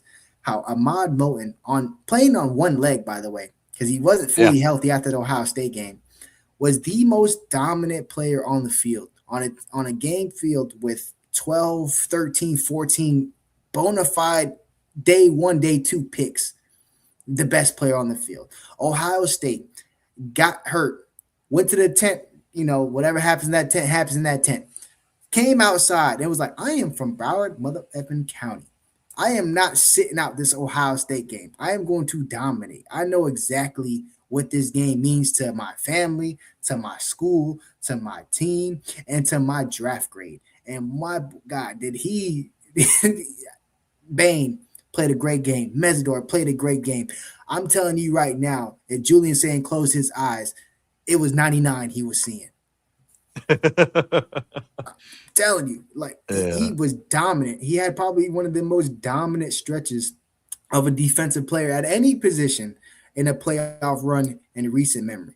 Hey, you know what's so funny? This is just a quick story from when I worked at Life Wallet because I had many chances to to speak with Ahmad one on one and just interactions with him. Like you could even tell from back then he was one of those guys that like he kind of knew I'm gonna keep my head down, I'm gonna put in the work and everything. Someone had asked him a question when he was coming up in the elevator. It wasn't me, but it was someone else. And they're like, "Oh, you think you're gonna play a lot this year or whatever?" He said, "No, ma'am, but I'm just ready to put in the work. I just want to keep on learning. I want to keep on getting better." And he was really young at the time. We're talking about, I think it was going into that 2024 season. Honestly, it was like right before then. But it just incredible story with him and all the work that he's put in just overall. Yeah, jumped out the gate. That Florida game was dominant. He had some moments in that Florida game in the run game and even chasing down the quarterbacks after. Steve-O, what are they going to say if Mario gets 2 first-round picks out of OJ and Ahmad Moten, who were both considered 3 stars? They're gonna call him 3-star, yo, and still because they have nothing else to say. But it's gonna make waves because Ruben Bain growing up here in Miami and being a first round pick, Mally doing what he's doing, but to have 2 Broward guys go first round, and whatever Xavier goes, I think he's gonna be a top pick.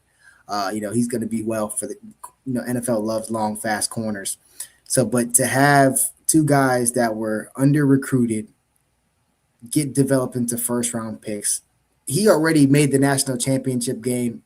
South Florida coaching scene is behind Coach Mario, but I don't want to say it will stamp him because he's already stamped, but like low key, there's no other way to put it. It would stamp Mario. He could already go into any school he wants, but he could drop his bolitas like big time. Like if he has 2 like straight up, Broward kids that go NFL that were under recruited.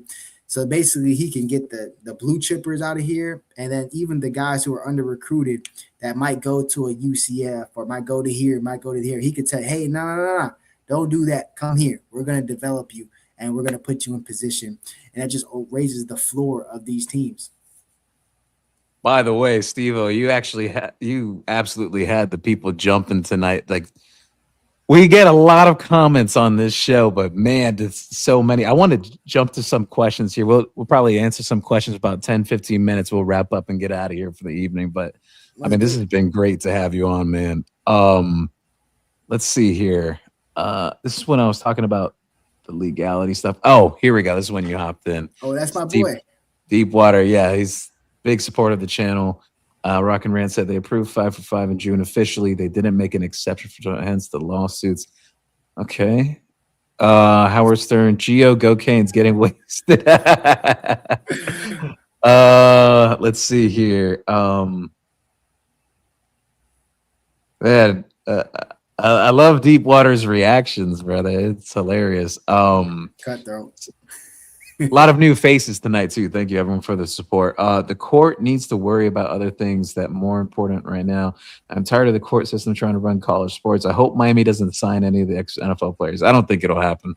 No, they're not. We're moving. We've been game planning for Stanford. We're going to be watching Stanford versus Hawaii. We're not watching these guys in their last preseason game. Yeah. Let's see. Hold on. Trying to get to some question. Man, there's so many comments. I gotta riff through all this. Hold up a second. Humble Rabbi said 365, my dog. That's our boy. Gio, blessings, brother. Thank you for stopping by, brother. Yeah, seeing you in the new anime chat we got on Twitter, fam. Make sure you Yeah. jumping in that. Let's see. Let's Tough love. one Power Four team should try to get a mini preseason NFL team. Yeah, I'm telling you, it's gonna be like one G5 team, like Sacramento State, that just pays They're all just these gonna, guys. yeah, just gonna round them all up. All right, you guys can't play in the P4. Come on over. Yeah, man, let's go tear up the Mac, baby. Tear up the MAC. Let's get into the playoff, boys. Literally, it would be Sacramento State, and there will be a 30 for 30 on that. Let's see. Albert McKinney said, "This is a win now year. People that are saying don't bring Wesley back are foolish."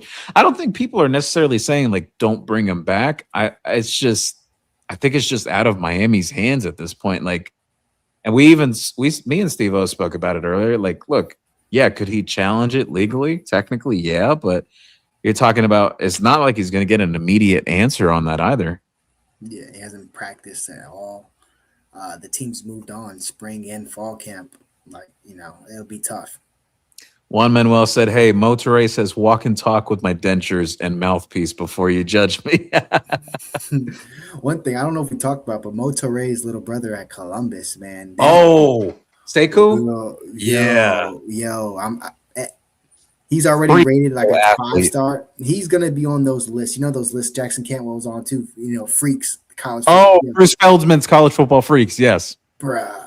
I'm telling you right now, I seen that kid live. Now I was like, what the hell? Like alien. Like 6'4", 6'5". Bro, you look like over 200 already. He looked like Optimus Prime out there with that red and blue on in a Columbus uniform. You see Optimus Prime. Yeah, he's a superhero, dog. I'll tell you this. The one thing I like though is he's not playing defensive back, and like I watched James Williams play a ton in high school. James Williams, great high school safety, but you could tell as each level he went up, it was more and more glaring obvious that he needed to get closer to the box. Even though he was still really good at Miami. I love the fact that Sekou Touré is already playing linebacker. So we got to see like how his body composition goes, like how he continue to grow these next couple years. Because some people have had the concern, they're like, oh, well, maybe he grows into a defensive end. Even if that were the case, I think he would be a monster defensive end regardless. He's a freak athlete. The way I was worried about how he might play in space down here, but then I started seeing him in the 7-on-7. In the school, and I'm like, yo, he's actually pretty good in space. He's not a duck. He's not a guy who probably just gonna run and hit. I'm seeing him backpedal. I'm seeing him, cover in space. I'm seeing him plaster guys within that first 5 yards, bro. He gets his them arms are crazy. He get them arms on you in that first 5 yards, bro. He has that the ability to reroute you for sure. He's gonna be a big prospect, big time prospect. I think some sites already have him as like a top 10 player in the nation. There's a reason why they don't have kids with that type of physical ability. And I'm super happy he's at Columbus, which is, if anybody wants to say home turf. That's home turf, man. Look, I think one thing's clear. A Columbus kid could go somewhere else other than Miami. But I think that's only if Mario Cristobal doesn't want them. Like if Mario Cristobal wants a Columbus kid, they're coming to Miami. Yep, exactly. If he wants a kid, they're going to transfer to Columbus. Yes. Yeah. So Money Making Mitch said Upshaw woke us up in the Syracuse game. He did have a really good game against them. Yep. Followed it up with VTech too. Albert McKinney and Money Making Mitch, they said, I think 5 of them will see significant playing time. That's in regards to the receivers. I think that's a fair take. I do think you'll probably see a little more rotation this year than what you saw last year. Like, I go by this, Steve-O. I noticed this after SMU specifically. I noticed they kind of took the approach like, okay, we got to put some other guys out there to keep the defense honest. Like, they got tape on some of our starters and everything. They got tape on CJ, they got tape on Keelan and everything. When they started incorporating more of like Upshaw going out there, JoJo played out there, Josh Moore played out there, it kind of opened up things for the offense. They gave different looks to the other defense. And I think that is why I lean towards, I think they'll be more open with the rotation this year than they were last year. I think that was always the plan, especially when they stocked the room. This is even, without Cam Bond, like this was the plan. We were going to, get a lot of these guys on the field, especially when it's a true competition of who's going to start every week at X. So I think there's automatically 4 guys who are going to play a lot at receiver. And then one of the freshmen are going to have to, step up in there. I think you have 2 really, easy answers for that when it comes to Wingo, who's physically ready from a body standpoint, and then Spafford, whose speed can change the game. It can change if they're not ready for that speed. Let's say you're at safety and you see this white boy. You're probably not thinking that he's gonna be faster than everybody on the field. He is going to blow the top off of a defense. So I do think they're going to rotate heavier, more. Probably start off with rotating X between Josh Moore and Dalen Upshaw, whoever starts which week, and then when Cooper has to sit, maybe they move if Cooper gets a break, they move Dalen over there to Z and keep Josh Moore at X and have them on the field at the same time. So it might be guys getting snaps and just moving around in different spots just to get people on the field at the same time, get good personnel packaging. I do think that they play a lot of guys. I don't think that we go 3 hard the whole way, kind of like we did last year. It just doesn't do it. Deepwater said, Steve-O's got me believing in the white boys at receiver. Spafford on a go route first play of the game against Stanford. Who they got running 4-3-5. That's what you're hearing. Gone. You're going to hear it all the way from the crib out there. It's going to be midnight. Blue. Sergio said, that's Steve-O's white boy. He was the raw killer. Bro, we played them. We played California Power several times. I remember we played them when we were out there in Vegas. You came with us out there. Yes. Yep. Yeah, bro, man. We played him every tournament. We had to see that boy. Let's see. Albert McKinney said, Spafford and Wingo going to be in the bullpen just in case somebody gets hurt. Yeah, you got to have guys fresh. And I think those guys are going to play even at some point early on in the year, even if there isn't any injuries. Yeah, let's say we handle business for Stanford. Stafford is going to be in. They're going to be in the fourth quarter. Yeah, like they're gonna be in the fourth quarter when we're up there. Even if we're running the ball a lot, they're still going to be out there getting some snaps. Gotta have a little brother in him. The boy said, what they say, drop a nest quick. Drop a nest quick. Juan Manuel said, Tank Dell wonders why Shannon Dawson lost his mojo with speed players. I don't think he lost his mojo. We just didn't recruit him or have him. I mean, X was a monster here. And he wasn't a speedster. I think Coach Dawson knows how to use his slot receiver just well. Do you think he used Malley wrong last year? I mean, I think if you're a slot receiver, you want to play for Coach Dawson. Gio Kane asked, Gio, do you think Cooper coming here made him even more dangerous as a receiver? I think so. I do think so. Yeah, I think the pressure of going just for the competition. The competition and national championship type run upped his level to another game. Obviously, he played with Mensa last year. He is what he is. He's a stud. He's a 1K receiver back-to-back years. So that's proven production, but I think he still has more to prove when his aspects in the next level. So yeah, coming here definitely made him a more dangerous receiver because he's hungrier than ever. So Ralph said, we can't have elite tight ends anymore because Dawson doesn't really use them except for blocking. No 5-star tight end wants to play on an O like this. I know we didn't really talk about the tight ends, but I'll ask you this, Steve-O. I think Elijah Lofton will be more involved this year just off of the conditioning factor. He's in much better shape now.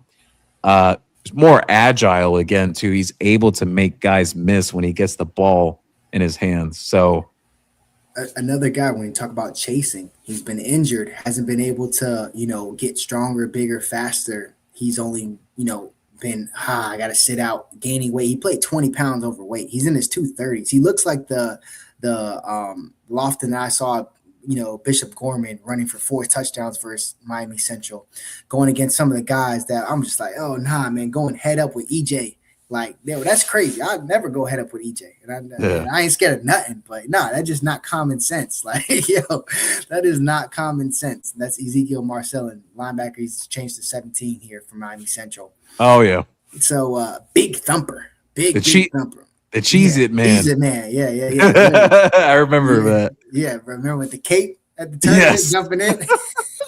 Probably one of the funniest kids I've ever met. Honestly. Oh yeah, EJ's great. Honestly, great, and he has some buzz going for him. So happy. He's another kid, head down, just working. But Lofton is super special with what he can do, and he came on a little late last year. End of the season, 3 straight games with a touchdown, 1 target each of those games. Caught a mugshot, put his body on the line versus Ole Miss. That was a good hit, clean hit. Hit. But 10, 15-yard head start on that, broke a rib for us. I think he's going to be good this year. How is it going to be a royal production? I don't think it's going to be that. Yeah, I don't think it'll be exactly that, but I do think his role will expand, though. Yeah, I can see 450 plus, couple touchdowns. He dropped the touchdown versus SMU last year when he should have sat, and he kept going in. I think those type of things are going to be there for him. He's probably going to have high touchdowns, maybe not as much yards, but I could easily see him being 450 plus. Yeah. So a factor in the offense. So Money Making Mitch asked, who are your starters on the O-line? I've said mine before, so you go first, Steve-O. I got Pancake at left tackle. For me, I have I want to just throw him out there, but I have Pancake at left tackle, Ryan at center, Matthew McCoy at right tackle. So the question now is the guard play. Yeah. So I am going to plug who I think is going to start off the rip, Incognito. I think that his power is going to be super hard to keep off. You might put, you could do, there's a lot of things you could put in. I think Cognizant is going to be a guy for us. And then at left guard, I will probably say Cantwell. I think they put him next to Pancake. That would be mine. You could switch out Cognitive, with McLaughlin, with some other guys, but I think that's going to be the unit when it's all said and done. Yeah, I'm going with, in that first game, left to right, Sampson, SJ, Ryan, Congdon, McCoy. I don't think Cantwell gets the start game 1, but I do think he still will play plenty. Yeah, I think he takes over the job. If SJ keeps him off the field, even better for us, because that means he's realizing his potential. A lot of the things that people talk about is because his size. There's some pictures where he kind of looked like, he wasn't an offensive lineman. But when you see him now, looks like those things were just overblown. Yeah. Ralph said, how do you guys compare Mallory to a David Gabriel George's game? I think that kid is out of this world. He's talking about that high school running back that had that ridiculous play last week. He's committed to Tennessee, the 5-star. The 5-star back.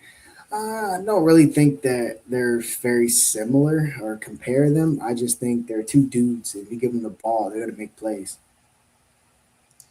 Sergio said from earlier, that's how you knew he wasn't 100% last year. It seemed like Lyle was trying too hard and not being patient. Yeah.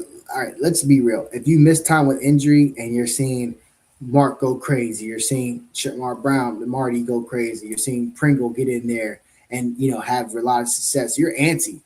That's what competition does. You don't want to miss days. That's why when you're sore and you're hurt, you still play, you still practice, because there's a difference between being injured and being hurt. You have to play through that when you have this level of competition. That's why talent acquisition is Coach Mario's number one thing.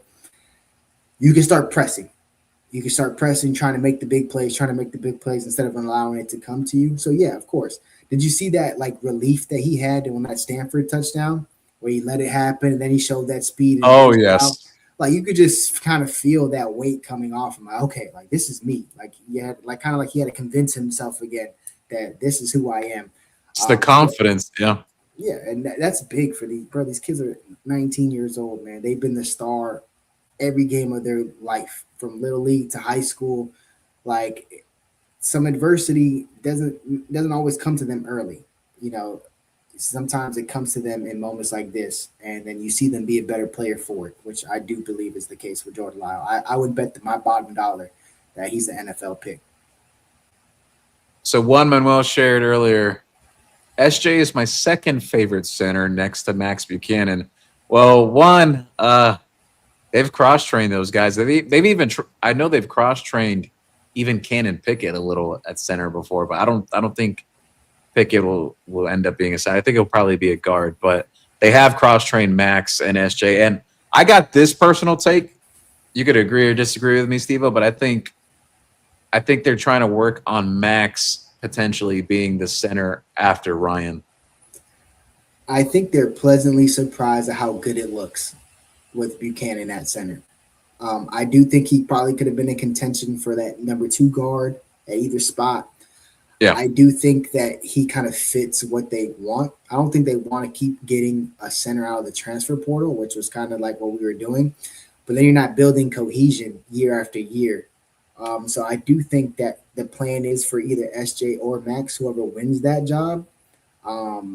Personally, I like SJ for it, but I think Max Buchanan's growing at a rapid rate where it comes spring ball, they're going to start off like this. And those 15 practices are going to determine what happens.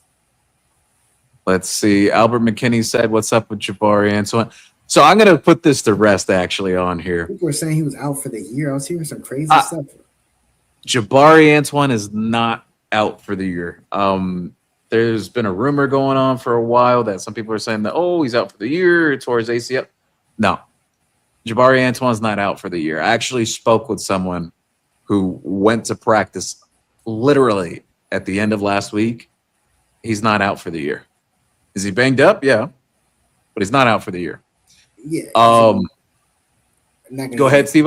Not in time frames, but here nothing like I don't even think he's gonna miss that much games. Like it's not that type of injury. It's more like okay, let it rest and then get him back out there. That comment with Casey Barnett, hell yeah, Casey, we need that boy. Oh yeah.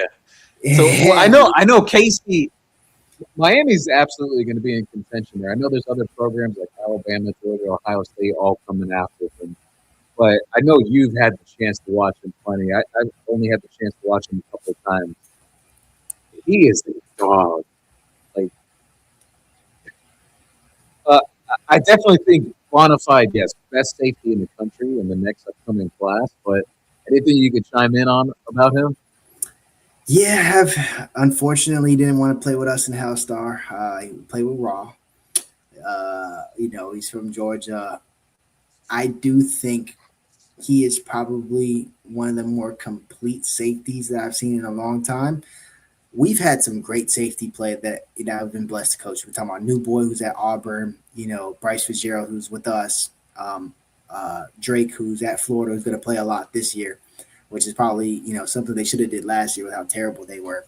But regardless, Casey Barner is every bit at that level with them with a crazy physical frame. Like Bryce. Bryce has a good built-out frame. People thought Bryce was small for some reason. And then people was like, oh, my God, look, he looks so big. He gained 20. Bruh, Bryce has always been kind of big. He's been 185 chiseled. This guy, Casey Barner, looks like a Sunday player already. Just if he takes off his shirt, people are like the guys and the scouts and all this. They go, oh, the who's and ahs and bro. Like there was a play that's circulating on Twitter with him, checking deep and covering the ground and picking that thing off. Yes, yeah. Elite range, elite instincts, physical being is at the top level of high school players. I would honestly put not just him being the number one, safety in the country. He might be the number one athlete in the country. He is that special. He has to be a Miami Hurricane. There is no ifs and about it. Ohio State is throwing an insane amount of resources at him. Georgia throwing an insane amount of resources at him. He needs to be a Miami Hurricane. He's one of those guys that can come in and play immediately. Roger Allen said Pringle has better vision than all the Miami backs, point blank. So I don't want people to take it wrong when I said that like Jordan Lyle and Gerard Pringle's numbers were very similar as freshmen. I do agree with this take though, like in terms of like vision ability to like to see it develop and be able to bounce it outside.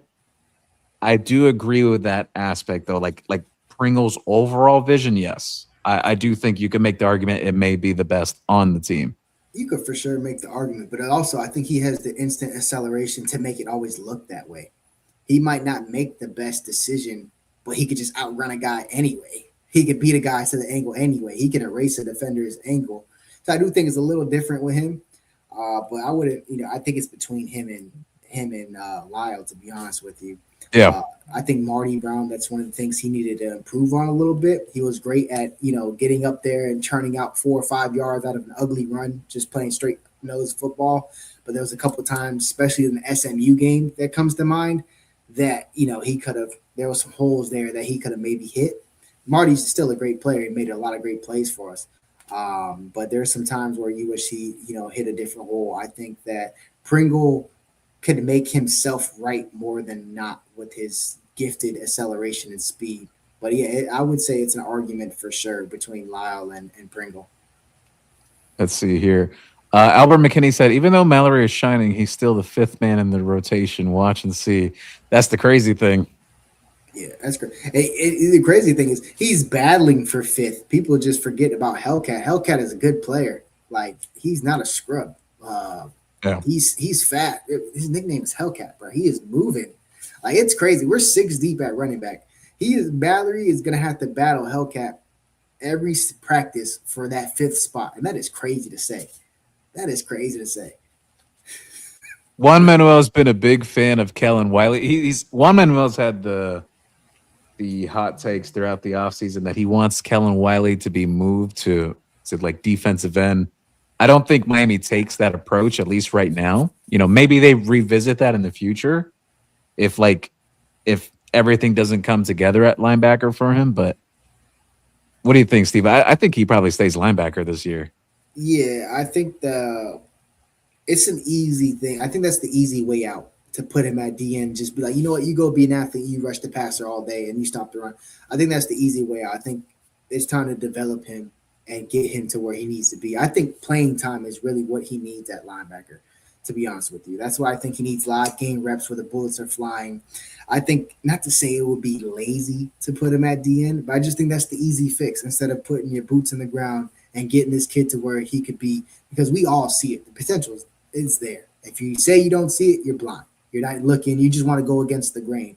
He has everything he needs to be to walk out of here a stud linebacker. So I would think they're shortchanging themselves if they just do the easy thing and say, you know what, let's do what we know you can do well, instead of making you great at this, which you can be great at. I wouldn't like that move. I can understand it, but I think that's the lazy way out. And I don't want to call our coaches lazy, but that's just the terminology I'm gonna use right now. So I like this one. We're near the end of the comments here. The last few left. Miami 21 Hurricanes said, Moten can say "you feel me" 700 times as long as he dominates. You feel me? This one I like as well. He also shared, rumor has it that it will be Lightfoot starting over Blunt. Man, that's a rumor. Well, no one knows who's coming out of that thing. You can see. No one will know until literally, you won't get the depth chart until 30 minutes before kick against Stanford. So it's still gonna say or. You're gonna have a bunch of ors. You will find out on the very first snap. Let's see. Juan Manuel said, Moten reminds me a lot of Russell Maryland. His career at Miami mirrors Moten. Very true. Russell Maryland really started to really peak towards the end of his career. Ralph said, obviously Mario didn't want Columbus grad Fernando Mendoza because otherwise he would have been our QB last year. No, they went for Carson Beck. Yeah. Smash Bro 555. He said, we are getting alternates this year. How about 2? Oh, yeah. So I do know that military jersey is expected to come back for one of the games, and I can't say the entire details yet. I have seen it with my own eyes, my own two eyes, already twice now. The special jersey for Miami this year. I just can't talk about the details and all the intricate things, but is there something special coming? Yeah, there is something special coming for Miami. Yeah, I think it looks nice too. Yeah, it's awesome. Let's see. One Manuel said, Steve-O, how fast is Samarian Wingo? He looks fast on his huddle highlight. Um, I think he has above average speed. I wouldn't put him as a burner. I think his balance, he's not going to get rerouted by any DB. He's able to run through contact. He doesn't have to duck and evade all type of contact. He can run. And when you get it close on a DB, they have no power here. When they get you here and they can extend, that's how they reroute you.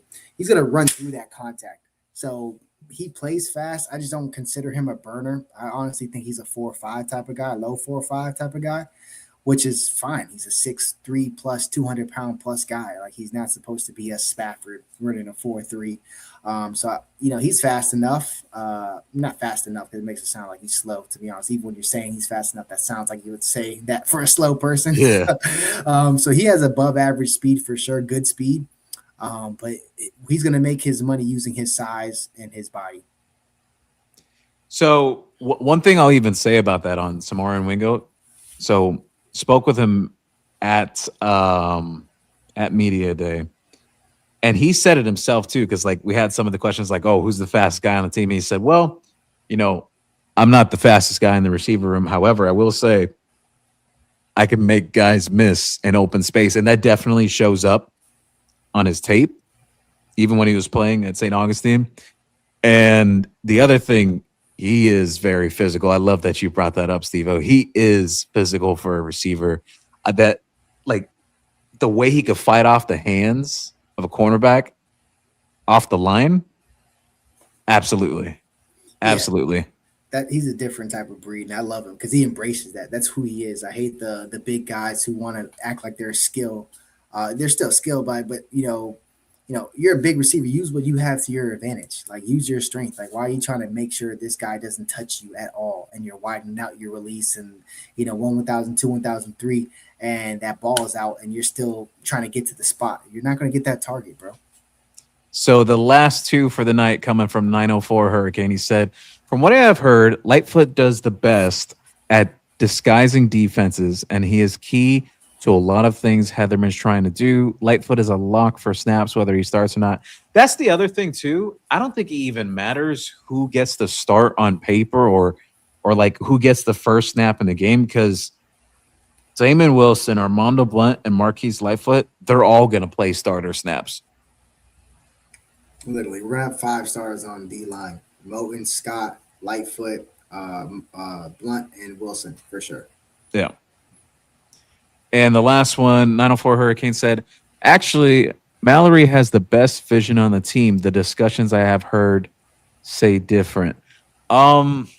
Here's my thing with Mallory. Like, yes, I've hyped him up a bit, but I think Steve-O brought up a great point too. Like, even when we were talking about JJ Dunnigan, you want to see it happen in the game too. First and foremost, like when it starts happening in the games, then it validates it even more. Yep, I can't say a player is the best on anything until I see it on Saturdays. And while he's had some good Saturdays with scrimmages, I ain't gonna lie, you gotta see it. You gotta see it during the year before you start, doing it over a guy like Pringle ran for 450 plus, Mark Fletcher 1,200-yard rusher, Jordan Lyles of almost a freshman All-American. You gotta prove it on game day before we make those type of jumps. But he would not be mad if he goes out there and does it. Oh, absolutely not. I'd be excited. I mean, the stuff he's shown, it's definitely has me on the edge of the seat. Like, okay, what's this running back rotation going to turn out to be at the end of the day? But thank you, everyone, for stopping by. We absolutely appreciate the love and support. Steve-O, we got to make this a regular thing, man. I've been thinking, just brainstorming, like, I don't know what your Sunday schedule looks like during the season, but like a Sunday school type of thing. We hop on for like an hour, just chop it up about the game. Yeah, that sounds lovely. I start my reviews next day, so I already have watched the game a couple times over. So yeah, I'm definitely into that. I haven't made the official announcement, but I am with Caneswear. So you'll be seeing me on this show. You'll be seeing me with with John Michaels. You'll be seeing me with Alex and Miami Mayhem. Uh, Probably don't know if I'd fit in with Benny and the boys, but if they ask me to, I'm jumping in. I don't have no crazy stories to tell you guys other than losers, losing stories from growing up.